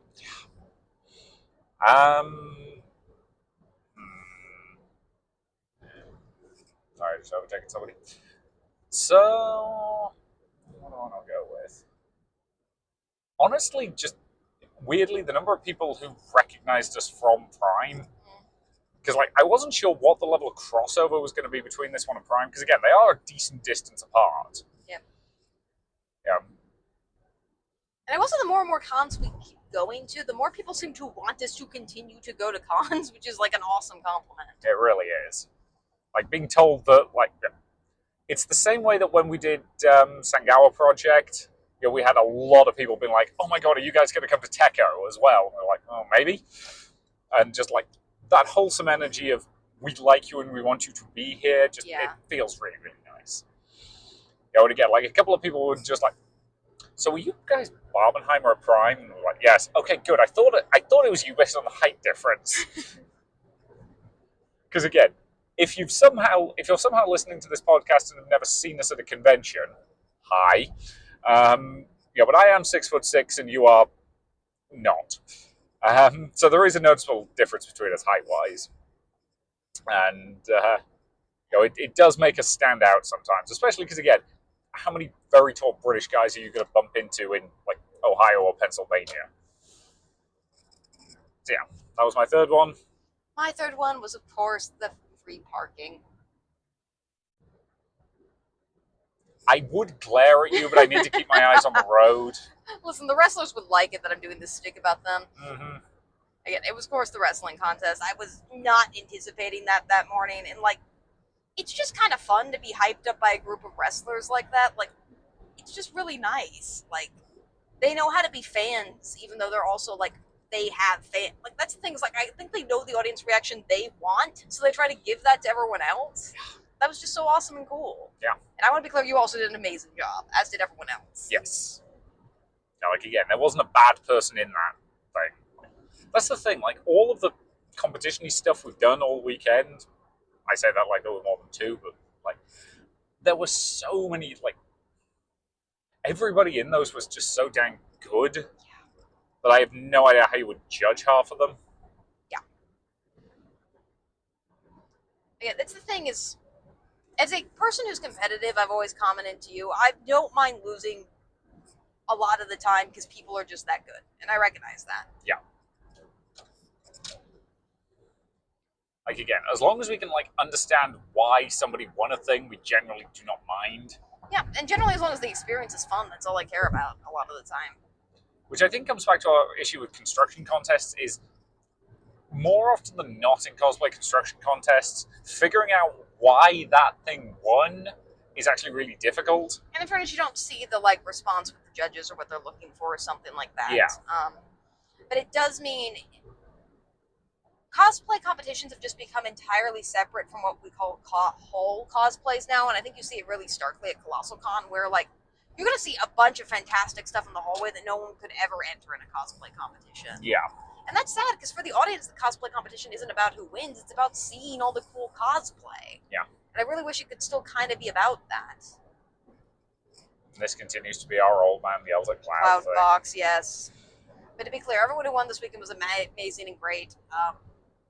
That was a really unexpected, really cool thing that happened to me. I can put it on my CV that I won a wrestling promo contest now, though. In a Cinderella book. Really? But if I want to. Jim, I submitted my annual report like Friday. If I had submitted it on Sunday, I would have definitely added that. Melissa will love this story, though. She actually Melissa will. is my, like, officially... She's the department head. Yeah, she's officially my boss, but, like, we don't operate on a department hierarchy that's, like, actually that serious. Yeah. Again, in your department, the department head is who got stuck with it this time. Yeah. I'm looking forward to, like, a couple of years' time when you'll be eligible to be stuck with it. Oh, God. No one wants that. Anyway, now to start incredibly scientific and completely subjective con rating system. For those of you who are not familiar, we originally have a con rating system before we started this podcast that was like, you know, A through or S through F or something. Then we decided that was too lame, so we didn't want to judge cons that harshly. So we decided to come up with this highly subjective one that only applies to us instead, which is where we go back. So you said that very quickly. So all I'm going to do is reiterate. We ask a simple question. Would we come back to this con? And there are a number of factors that go into that. And the main... Here's the thing. I had fun at this con. It was a good con. It is a 6-hour drive. Yeah. And also, given the weekend it is, it's a trickier one to justify. Like, we would not have come in the first place if your panel hadn't been accepted. Yeah, and it's something for which, like, taking time off work at this time of year, which is the start of it's a hard ask. I need to be there for the students. Yeah. If my panel wasn't accepted and I couldn't at least, like, theoretically call this a work event, because I am talking about my academic field to a group of people. Yep. One of the people there asked if they could count that as an excuse for not going to their philosophy class. I loved. Yep. I probably couldn't have justified it. I did tell my department chair, Melissa, who's aforementioned, probably shouldn't call her up. It's fine. I did explain to her exactly what this was. I'm not, like, hiding anything from my department by going, but at the same time, like, I'm given a lot of autonomy with my job. Like, I can take off pretty much any time I want as long as I inform people, but I do have to make that decision every time as, are my students hurting if I do this? And if I do it too much, my students will start hurting, so I have to be really careful about days I take off class. Yeah. And again, like, this one, because we get MLK Day off in the spring, but don't get Labor Day off in the fall. There is a flex day built into the schedule anyway, which is why I did it. Yeah. Yeah, but that does kind of limit us a little bit more. So, next week, for the love of God, low-key event. Well... Kind of. We'll see what's happening. Yeah. It also depends on the weather for next week. Yeah. Because next week we are supposed to be doing Skunk Fest. So yeah, for the short version of this, like, I really do like ColossalCon a bunch. I think now that we figured out the first time we were there, I think we were a little bit overwhelmed by it. I think now we figured out how to do it in a way that works for us. Yes. And I'll be honest, I think. Did I prefer this one to Prime? Yeah, this is what's tricky for me is this and Prime are actually very, very similar. Yes. There's not a lot of differences other than location and time of year. Yeah. And those would, I think, be bigger factors on whether or not you were going to attend than any difference between the two of them. Yes, I think I would agree. But like, again, we had a lot of fun. We really, really enjoyed like the in-character stuff. The wrestlers were fantastic. Like, we had a lot of fun at this con, but it is a 6-hour drive at a difficult time of year. So it's going on the maybe pile. It's going on the maybe pile. It's definitely similar to Prime. I think if you like Prime, you'll definitely like it, or vice versa. And it's just a matter of which one's more convenient for you if you have to choose. But ColossalCon, they do sell a badge to all of their cons. It's just like, I think, a discounted badge to get you into every single one of their cons. Yep. You only have to purchase one of also. Yep. But you have it as long as you save it, you got it. And like, I do know some people who just do all of them because they love ColossalCon that much. Yeah. Well, I don't think I love it quite that much. I do like it a lot. Like, now that we figured out how to do them, I do think they're very unique, they're very fun, and they have some events that aren't offered anywhere else. Yeah. It's mostly just they also have a bunch of other events that don't interest us. Yeah. And that's not a criticism of those events. It's just... They're definitely more of a vibes con for us, but it's Yes. a con where it's just, if you just want to sit down and get some food and like watch people walk by, it's a great con for that. Yeah. Like, you will see some fun stuff. So yeah, is there anything else we want to talk about? I think that's pretty much it for this week. Our episode next week will be very shorter. Yes. A lot shorter, at least in theory, as we are covering Skunk Fest, which is not about marijuana, which is legal in Ohio, so it's fair for me to say that. Yep. It's about the animal, the skunk. Yes. Skunk Fest. Skunk Fest. This will be a one-day event and probably like a 30 to 40-minute episode. Yeah. But that's fine because there's something else we're doing next weekend that won't be, well, we might be talking about on the podcast broadly, but we're not going to be like going into specifics anyway. So yeah. That was ColossalCon East. Again, if you've enjoyed this podcast, like, subscribe, share. Just push all the buttons. There are buttons you can push. Push the buttons. Don't push the bad buttons. Honestly, the algorithm doesn't care if you're pushing the good buttons or the bad buttons. It's all the same. So we need to say more controversial stuff. Let's not become one of those channels. Okay, this episode is already way too long. Yeah. So yeah, thank you very much for listening. If you've actually listened to this whole thing, I'm sorry. And hopefully we will see you in future episodes. Bye. Bye.